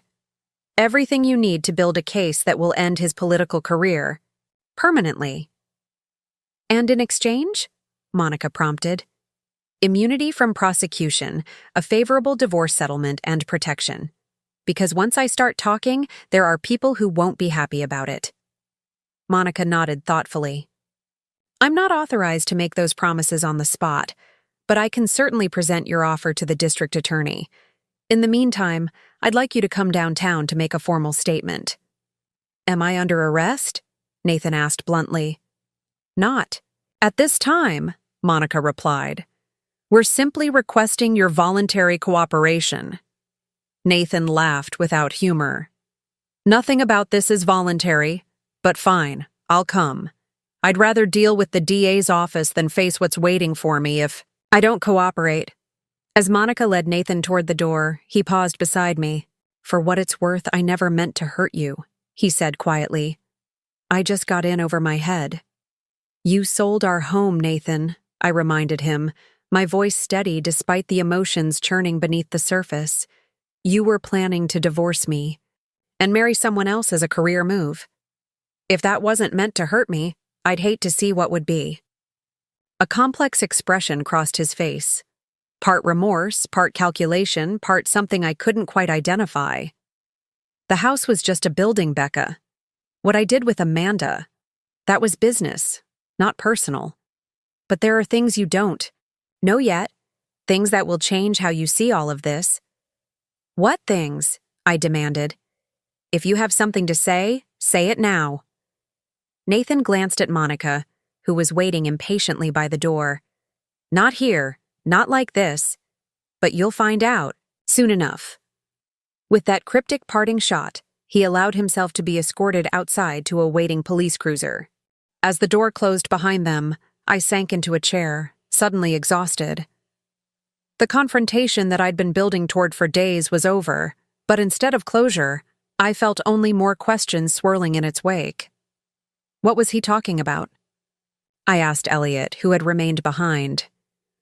What don't I know? Elliot's expression was troubled. It could be a manipulation tactic, creating uncertainty to undermine your confidence. Nathan's a businessman. He knows how to negotiate from weakness. Or there's something in those files we haven't found yet, Elliot acknowledged. Something that might complicate the narrative. Before I could respond, the door opened again and Zoe rushed in, her expression a mix of excitement and concern. You did it! That was incredible. We heard everything through the audio feed. Nathan basically confessed to the entire scheme. Not everything, I said, still disturbed by Nathan's parting words. He's hinting at something else, something he thinks will change how I view the situation. Classic manipulation, Ryan said, following Zoe inside. He's losing control and trying to regain leverage by creating mystery. I wouldn't read too much into it. Perhaps they were right. Perhaps Nathan was simply trying to unsettle me, to make me question my decisions, and possibly even withdraw my cooperation with the authorities. It would be entirely in character for him to use psychological tactics when direct approaches failed. And yet, the nagging doubt remained. What if there was something important I was missing? Some piece of the puzzle that would reframe my understanding of Nathan's actions? We should go through Amanda's files again, I suggested. And whatever else was on that USB drive from our wedding photo, there might be something we overlooked. Elliot nodded. I'll have my team do a deeper analysis. But Rebecca, even if there is some complicating factor, it doesn't change the fundamental breaches of trust and legal violations that have occurred.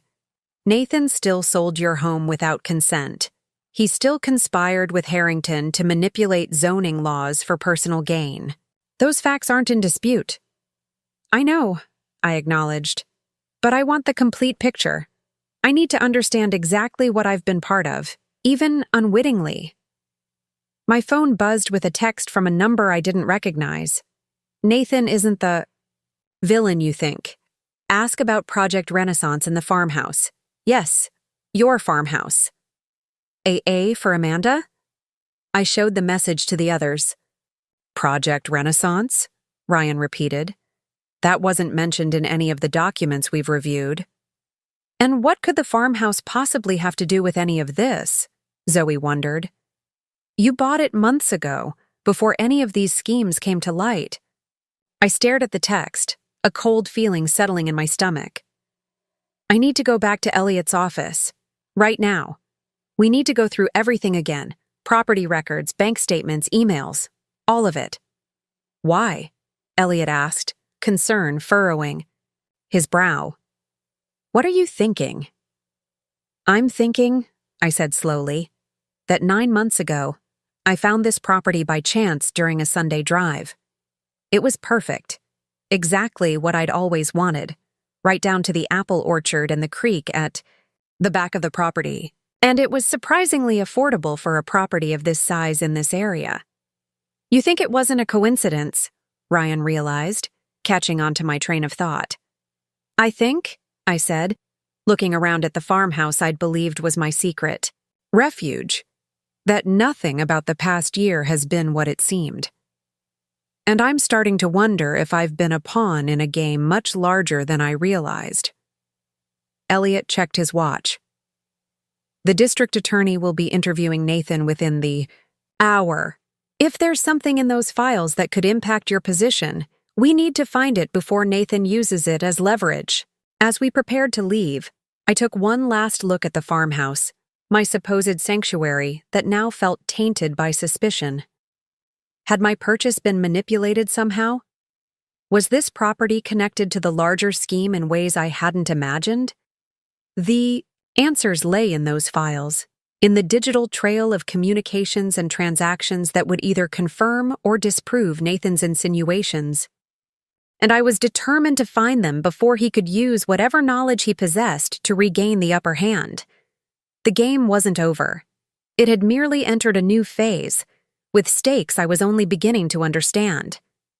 Elliot's office had transformed into a war room. Folders, printouts, and laptops covered every surface as we combed through the mountain of evidence we'd collected. Gabby had created an elaborate financial timeline on a whiteboard, tracking every transaction connected to Nathan, Derek, and their various business entities. Ryan was deep diving into the digital files from Amanda's USB drive, while Zoe coordinated with Vanessa, who was providing additional context from her perspective as Derek's wife. Found something, Ryan announced after nearly an hour of tense silence. Project Renaissance. It's mentioned in an email exchange between Nathan and someone called JL from about 11 months ago. I moved to look over his shoulder at the screen. The email was brief but suggestive. N. Project Renaissance proceeding as planned. Target properties identified. First acquisition, designated orchard, will be available next month. Need spouse. Signature on fidelity transfer to free up capital. Let's discuss timeline. JL. Orchard, I repeated, my stomach tightening. That could be referring to my farmhouse. It has a 3-acre apple orchard.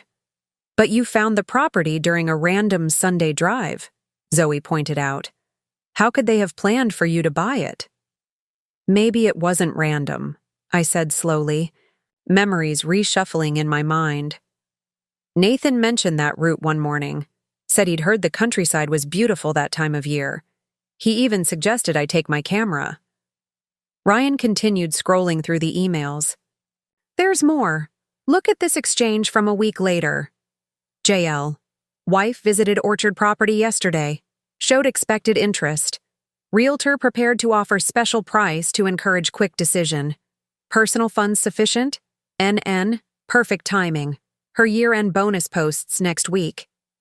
Combined with inheritance portion, should be adequate for outright purchase. Will monitor. JL. A cold realization washed over me.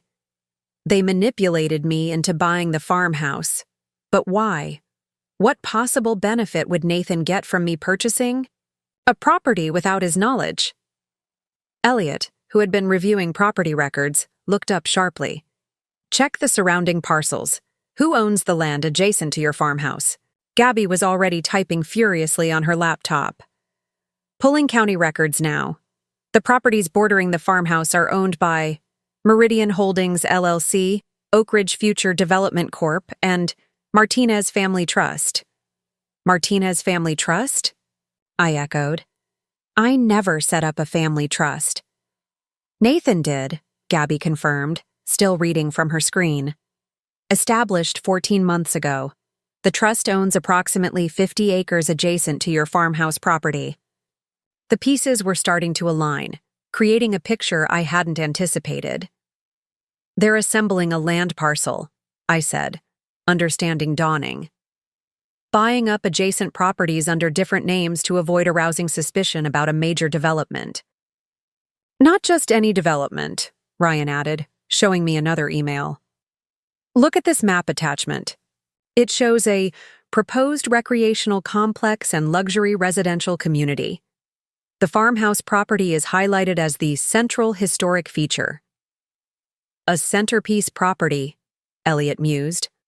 Often developers will preserve one attractive historic building and build around it.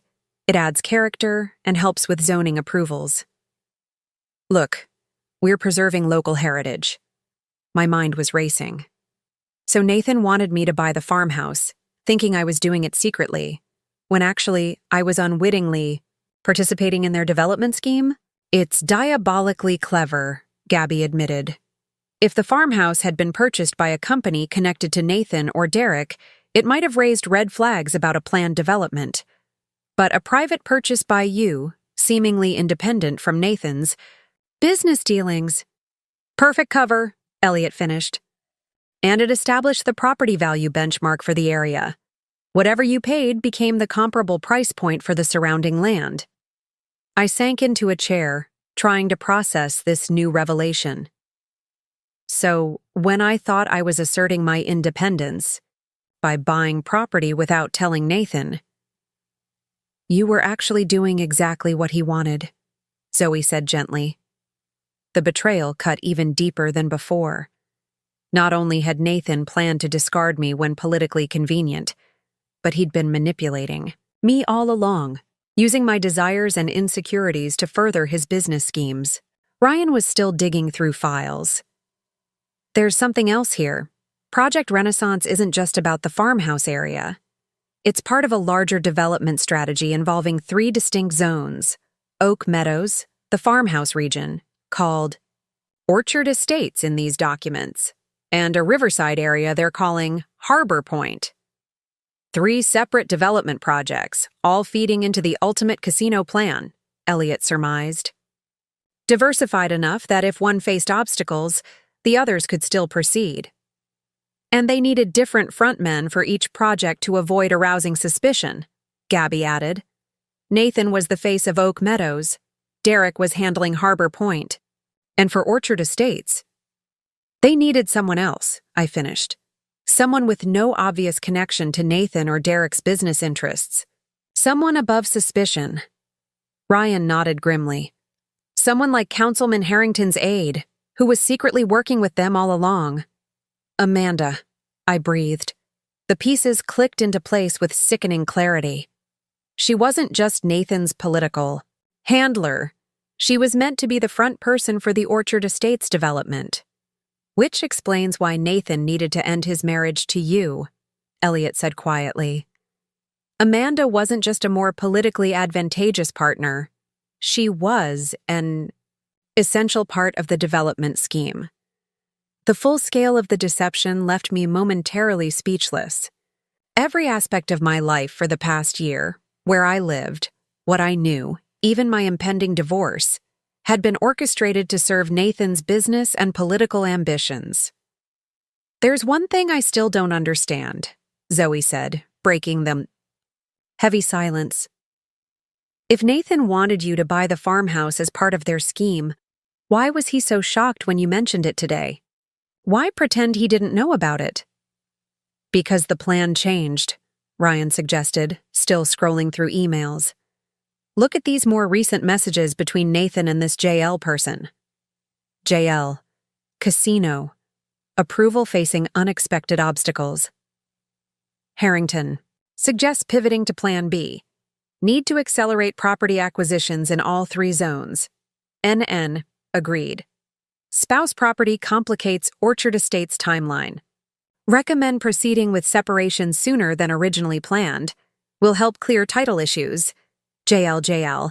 Divorce papers being prepared. Will file after house sale completed. A confirms readiness for next phase. N. They needed to get me out of the picture entirely, I realized. The farmhouse purchase was useful initially, but when their plans accelerated, my ownership became an obstacle rather than an asset. Because if they're assembling land for major development, having a parcel owned by the soon-to-be ex-wife of one of the principal developers creates complications, Elliot confirmed, especially if that ex-wife might become hostile during divorce proceedings. My phone buzzed with another text from the unknown number. Check property survey maps from county records. Compare with conservation easement boundaries. The truth is in the overlap. AI showed the message to the others. What conservation easement? Gabby was already searching through county records. There's a protected wetland area that runs through part of the farmhouse property. According to these records, it was granted conservation status about 15 years ago, which would make development on that portion impossible, Elliot noted. A significant obstacle for any large-scale project. Unless the boundaries were redrawn, Ryan suggested, putting the pieces together. If someone with influence in the planning department were to quietly adjust those conservation boundaries. Gabby pulled up 2 maps side by side on her laptop. These are the original conservation easement boundaries from 2010, she said, pointing to the first map. And these are the current boundaries according to county records. The difference was subtle but significant. The protected area had shrunk by nearly 20 acres, conveniently clearing space for development around the farmhouse. This is actual fraud, Elliot said, his expression grim. Falsifying conservation boundaries is a federal offense. If Harrington was involved in this, he was, Ryan confirmed, showing us another email. Here's a message from Nathan to Harrington, directly, thanking him for his assistance with the boundary adjustment matter. Harrington replied that it was a simple administrative correction that benefits everyone. So that's what Nathan meant, I said quietly. When he said I didn't know everything, this is what he was holding back. Evidence that could implicate Harrington in federal fraud charges. That's his leverage for an immunity deal. Elliot was already dialing Monica Vega's number. She needs to know about this before she makes any decisions about Nathan's cooperation agreement. While Elliot spoke with the ADA, I tried to process the cascading revelations. My farmhouse, my supposed refuge and symbol of independence, had been part of Nathan's scheme all along. The property I'd fallen in love with had been deliberately placed in my path as part of a complex development fraud. Even my role as the betrayed wife had served Nathan's purposes, distracting attention from the larger corruption at play. Rebecca, Zoe said gently, noticing my expression, this doesn't invalidate your feelings about the farmhouse. The fact that Nathan manipulated the situation doesn't change the fact that you genuinely connected with the property. Doesn't it, though? I asked bitterly. If my discovery of the farmhouse was orchestrated, if my decision to buy it played right into their plans, how can I trust any of my choices from the past year? Because you made them, Ryan said firmly. Whatever Nathan's intentions, whatever strings he tried to pull, you made the final decisions based on your values and desires. He may have set the stage, but you wrote your own lines. There was wisdom in Ryan's perspective, but the violation still cut deep. Nathan hadn't just betrayed our marriage, he'd attempted to weaponize my very agency, turning my independent choices into unwitting participation in his schemes. Elliot ended his call with Monica, his expression thoughtful. The DA's office is very interested in the conservation easement fraud. It elevates the case from local corruption to federal charges. They're preparing search warrants for Harrington's office and home right now. And Nathan? I asked. Will he get his immunity deal? Partial immunity only, contingent on full cooperation. He'll avoid the most serious charges, but there will still be consequences. Elliot hesitated. There's something else. Nathan has asked to speak with you, alone. Why would I agree to that? I asked incredulously. Haven't I been manipulated enough? It's entirely your choice, Elliot assured me. But Monica thinks he has additional information he's only willing to share with you directly. Something about the original property purchase of your house, the one he sold. Curiosity warred with caution. What else could there possibly be to this tangled web of deceit? And did I even want to know? I'll think about it, I said finally. But first, I want to understand exactly what happened with my farmhouse. If it was part of their development scheme all along, what happens to it now? That's the interesting part, Gabby said, still reviewing property records. Your purchase is completely legitimate. You own that land outright. And with Nathan's arrest and the investigation into the surrounding property acquisitions, any development plans for Orchard Estates are effectively dead. So, the farmhouse is truly mine, I said, a small comfort in the midst of chaos. Completely, Elliot confirmed, and potentially worth significantly more than you paid, given the conservation easement and the collapse of the development scheme. Zoe squeezed my hand encouragingly. See? Some good comes from even the worst situations. My phone buzzed again. Another text from the mystery number. Final piece. Check the Martinez Family Trust beneficiaries. Not what you expect. Orion, I said, showing him the message. Can you? Already on it, he replied, typing rapidly. After a few minutes of searching, his eyebrows shot up in surprise. The Martinez Family Trust. You're listed as the primary beneficiary. What? I moved to see his screen. That can't be right. Nathan wouldn't set up a trust with me as beneficiary if he was planning to divorce me. The trust was established 14 months ago, Ryan reminded me. Before the casino plan accelerated and changed their timeline. Look at the trust provisions. It specifically states that your beneficiary status remains unchanged regardless of marital status. That makes no sense, I said, genuinely confused. If Nathan was planning to replace me with Amanda, why would he permanently secure my financial interest in these properties? Maybe he wasn't always planning to replace you, Zoe suggested. Maybe that part came later, when Harrington and the others pushed for a more politically suitable partner.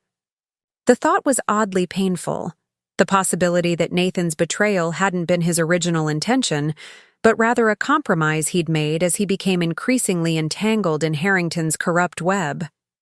Elliot's phone rang again. Monica, Vega calling back. He stepped away to take the call, returning a few minutes later with a thoughtful expression. Nathan's made a full confession, he informed us. He's implicated Harrington, Conrad Wilson, Derek, and several others. But he's still insisting on speaking with you, Rebecca. He says there's context you deserve to hear directly from him. I looked around at the supportive faces surrounding me. Zoe, Ryan, Gabby, Elliot. All people who had stood by me through this nightmare. They had helped me uncover the truth, piece by painful piece. Did I owe Nathan the chance to explain his version of events? Or would that merely provide him another opportunity to manipulate me? I'll talk to him, I decided finally. But not alone. I want it recorded, and I want Monica present. Elliot nodded. I'll arrange it. He's still at the district attorney's office. An hour later, I sat across from Nathan in a small conference room at the DA's building. He looked exhausted, his usual polished appearance completely abandoned. Monica sat at the end of the table, a recording device between us. You have 15 minutes, Mr. Martinez, Monica said crisply. Ms. Martinez has agreed to hear you out as a courtesy, not as an obligation. Nathan nodded, his eyes fixed on me. Thank you for coming, Becca. Say what you need to say, Nathan, I replied, my voice steadier than I felt. He took a deep breath. You've discovered most of it already. Project Renaissance, the 3 development zones, the conservation easement fraud. What you don't know is how it started, or why I structured the Martinez Family Trust the way I did. I'm listening, I said, keeping my expression neutral. A year and a half ago, I was approached by Conrad Wilson about acquiring properties in Oak Meadows. It seemed straightforward at first, standard real estate investment. I brought Derek in because we'd worked well together in the past. Nathan paused, collecting his thoughts. But as we started working on it, I discovered that Wilson and Harrington had much bigger plans, plans that began to make me uncomfortable. The casino, I supplied. Yes, eventually. But even before that, their methods were questionable. They wanted to use pressure tactics on homeowners, exploit zoning loopholes, bend rules wherever possible. I told myself it was just aggressive, business. But deep down, I knew it was crossing lines. Yet you continued, I pointed out. Nathan nodded, shame flickering across his face. I did. The potential profits were enormous, and by then, I was already implicated in some of their earlier maneuvers. But I tried to create a firewall to separate my personal life from their schemes. By setting up the Martinez family trust with me as beneficiary, I guessed. Exactly. I wanted to ensure that whatever happened with Wilson and Harrington, you would be financially protected. The trust was irrevocable. They couldn't touch those assets, and neither could I if things went south. And the farmhouse? Was that part of your protection plan too? I couldn't keep the bitterness from my voice. Nathan winced. Initially, yes. I knew you'd always wanted a place in the country. When Wilson identified that area for development, I saw an opportunity to secure the centerpiece property through you, keeping it safe from their more aggressive plans. I convinced myself I was being clever, looking out for both our interests while playing along with their scheme. You manipulated me, I said flatly. Yes, he admitted. I orchestrated your discovery of the property. But what I didn't manipulate was your genuine connection to it. The joy in your eyes when you first saw that farmhouse. That was real, Becca. And when did you decide to sell our home and divorce me? I asked, cutting through his attempt at sentimentality. Was that part of your protection plan too? Nathan's expression hardened. No. That came later, when Harrington decided I should run for city council to help push through the zoning changes. He made it clear that my political viability depended on having the right partner. Someone with connections to his office, someone already familiar with the development plans. Amanda, I supplied. Yes, I resisted initially, told them I wasn't interested in politics, that my marriage wasn't negotiable. That's when the pressure started. Subtle at first. Comments about how you might react if you discovered what I'd been involved in. Insinuations about potential legal consequences. They threatened you using me, I realized. Nathan nodded grimly. Harrington made it very clear. Either I played my part exactly as scripted, including the political marriage to Amanda, or they would ensure that both of us faced consequences for the Oak Meadows acquisitions. By then, I'd signed enough documents, attended enough meetings that I was thoroughly implicated. So you decided sacrificing our marriage was the lesser evil, I summarized, my voice cold. I convinced myself it was the only way to contain the damage, Nathan corrected. With the trust in place, you'd be financially secure. With the farmhouse in your name, you'd have a home they couldn't touch. And with me taking the public role in the scheme, any potential fallout would land primarily on me, not you. How noble, I said sarcastically. You betrayed me to protect me. I'm not asking for forgiveness, Becca, Nathan said quietly. What I did was unforgivable, regardless of my reasoning. I'm simply telling you the truth you deserve to know. I made terrible choices, compromising my integrity bit by bit until I could hardly recognize myself anymore. Monica checked her watch. 5 minutes remaining, Mr. Martinez. Nathan leaned forward, his voice taking on a greater urgency. There's one more thing you need to know. The house. Our house that I sold. There was a reason beyond just needing capital. What reason? Harrington was having it watched. After I began showing reluctance about the political plan, he assigned someone to monitor our comings and goings. I found surveillance equipment in the garden shed about 2 months ago.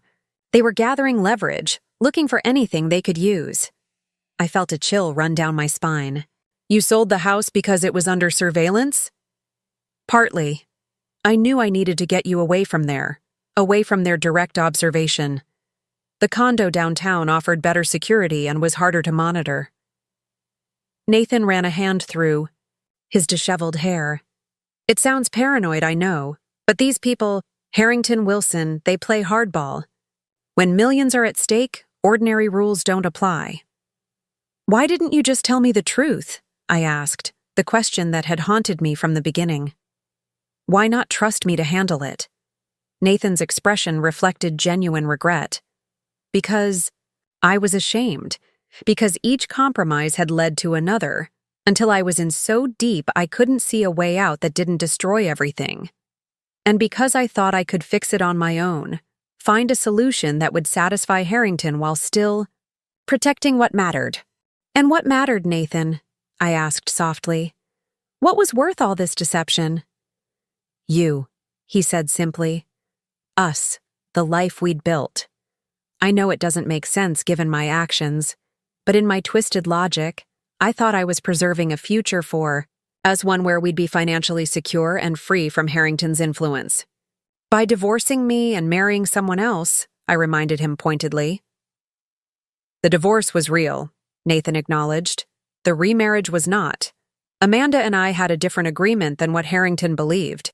Once the development plans were secured and the political objectives achieved, she would have her own financial independence, and he trailed off.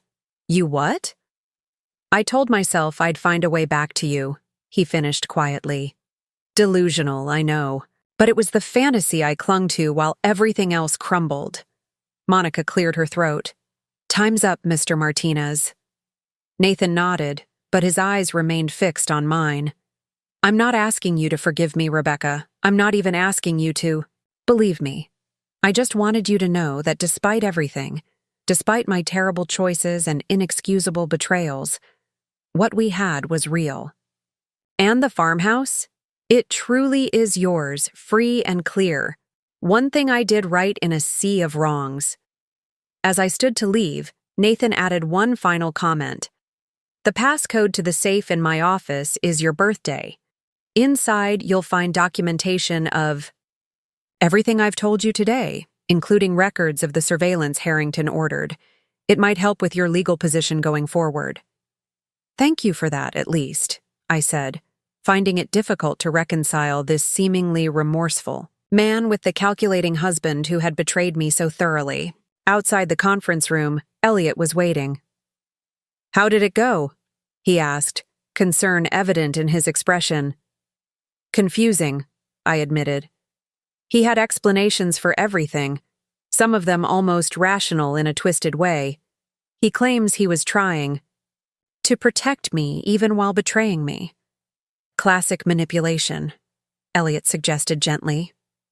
Maybe, I acknowledged. Or maybe the truth is just more complicated than I wanted it to be. Either way, it doesn't change the facts, or my decision to divorce him. 3 weeks later, I stood on the porch of my farmhouse, my actual farmhouse, legally mine without qualification or complication. The autumn leaves had turned brilliant shades of red and gold, the apple orchard ripe for harvesting. Zoe and Ryan had helped me furnish the place properly, turning the sparse rooms into a genuine home. The investigation into Harrington, Wilson, and their associates had expanded beyond Oak Ridge, uncovering corruption in 3 neighboring counties. Nathan had indeed provided valuable testimony, resulting in his plea deal. No prison time, but significant financial penalties and 5 years probation. Derek hadn't fared as well, facing charges of wire fraud and money laundering that would likely result in jail time. As for the properties surrounding my farmhouse, they had been seized as part of the investigation and would eventually be sold at public auction. Elliot had suggested I consider purchasing some of the adjacent land when that happened, expanding my little sanctuary while ensuring it remained protected from future development. My divorce from Nathan was proceeding smoothly, the financial aspect surprisingly straightforward thanks to the trust he had established. Despite everything, he had indeed protected my economic interests, a small mercy in the wreckage of our marriage.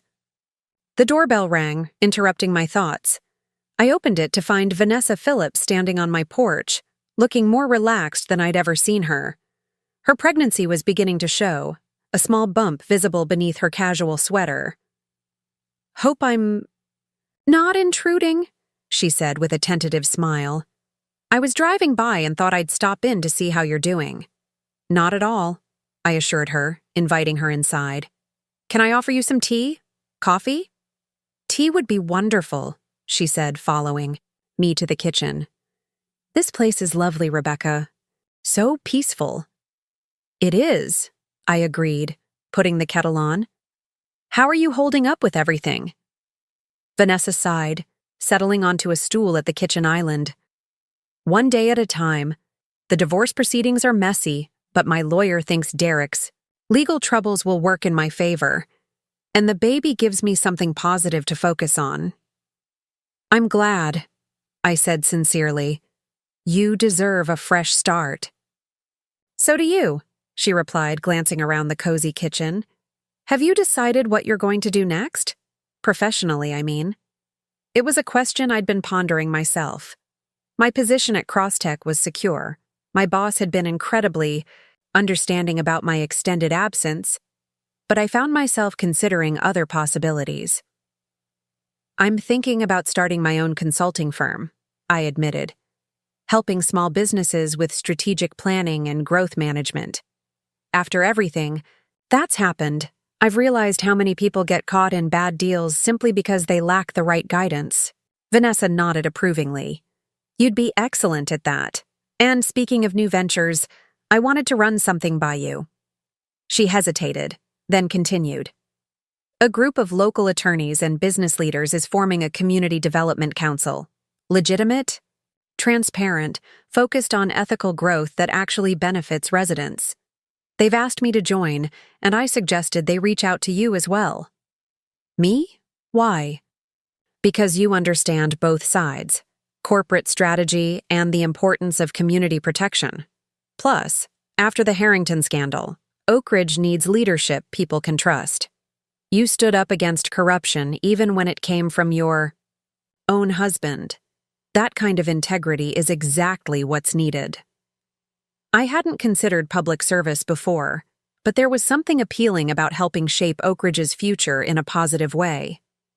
"I'd be interested in hearing more," I said honestly.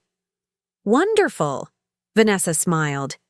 "There's a meeting next Tuesday at Riverfront Coffee. No pressure, just an exploratory conversation." As we sipped our tea, discussing possibilities for Oak Ridge's future, I felt something I hadn't experienced in months: genuine hope.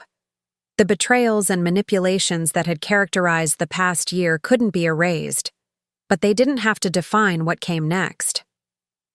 Later, after Vanessa had left, I walked through the orchard, picking a few late-season apples as the sun began to set. My phone buzzed with a text message from an unknown number, the same one that had provided key information during the investigation. "Project Renaissance officially dead. Harrington taking plea deal. You won. Farmhouse safe forever now. Goodbye. And good luck." Amanda's final message, presumably before she disappeared to whatever new life her cooperation with authorities had secured for her. I didn't respond, having nothing left to say to the woman who had been both instrumental in my husband's betrayal and partially responsible for exposing the larger corruption. As dusk settled over the orchard, I made a decision. This property, originally meant to be a pawn in someone else's game, would instead become the foundation of my new beginning.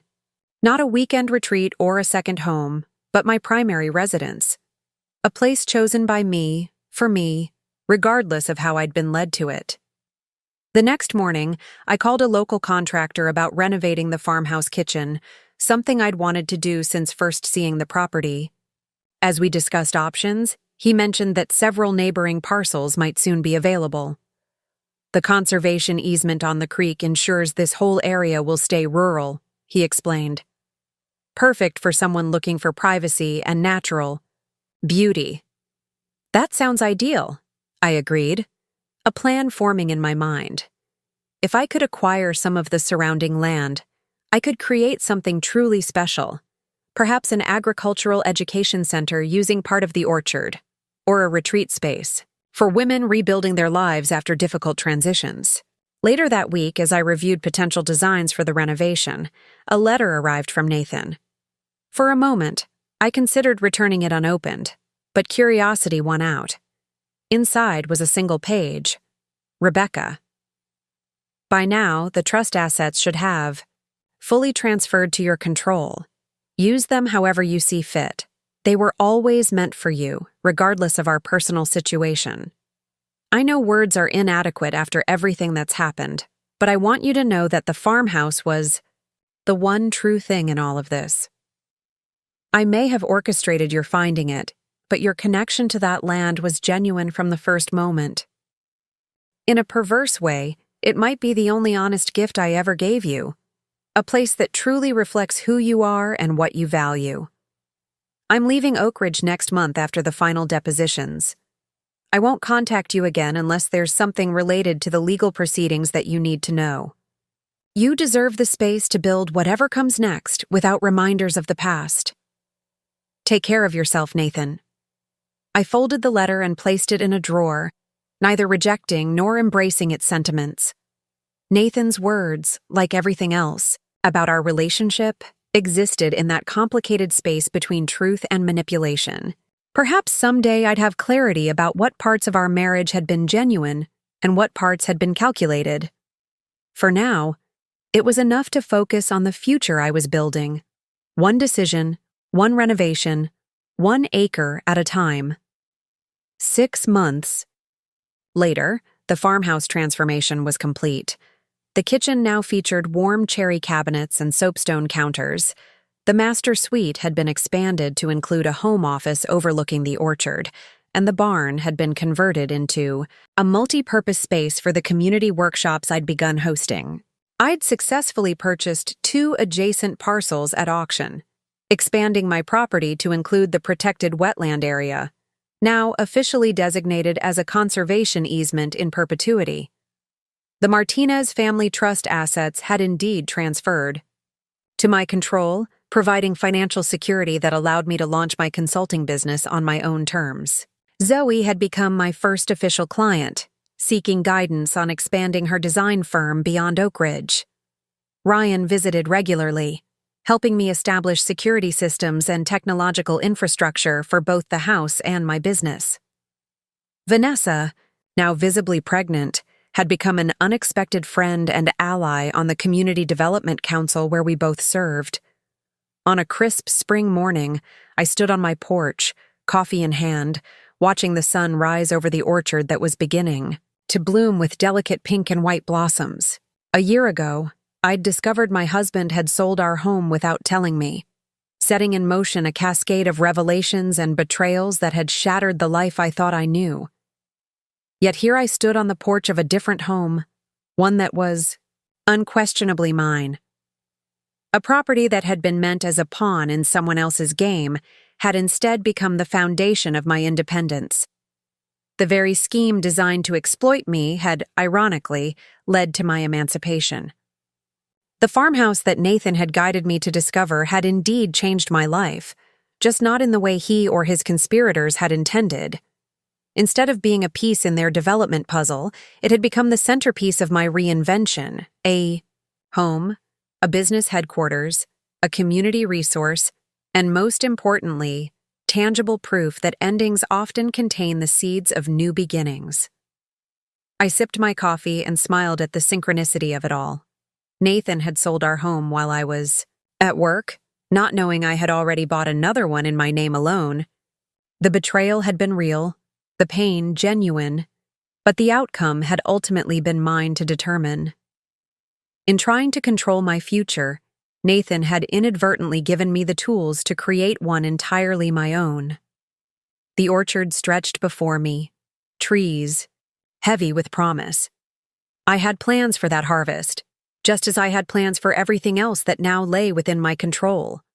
The house keys in my pocket were mine alone, the property deed bore only my name, and the future unfolding before me was finally, authentically, exclusively mine to shape. Up next, You've got 2 more standout stories right on your screen. If this one hit the mark, you won't want to pass these up. Just click and check them out.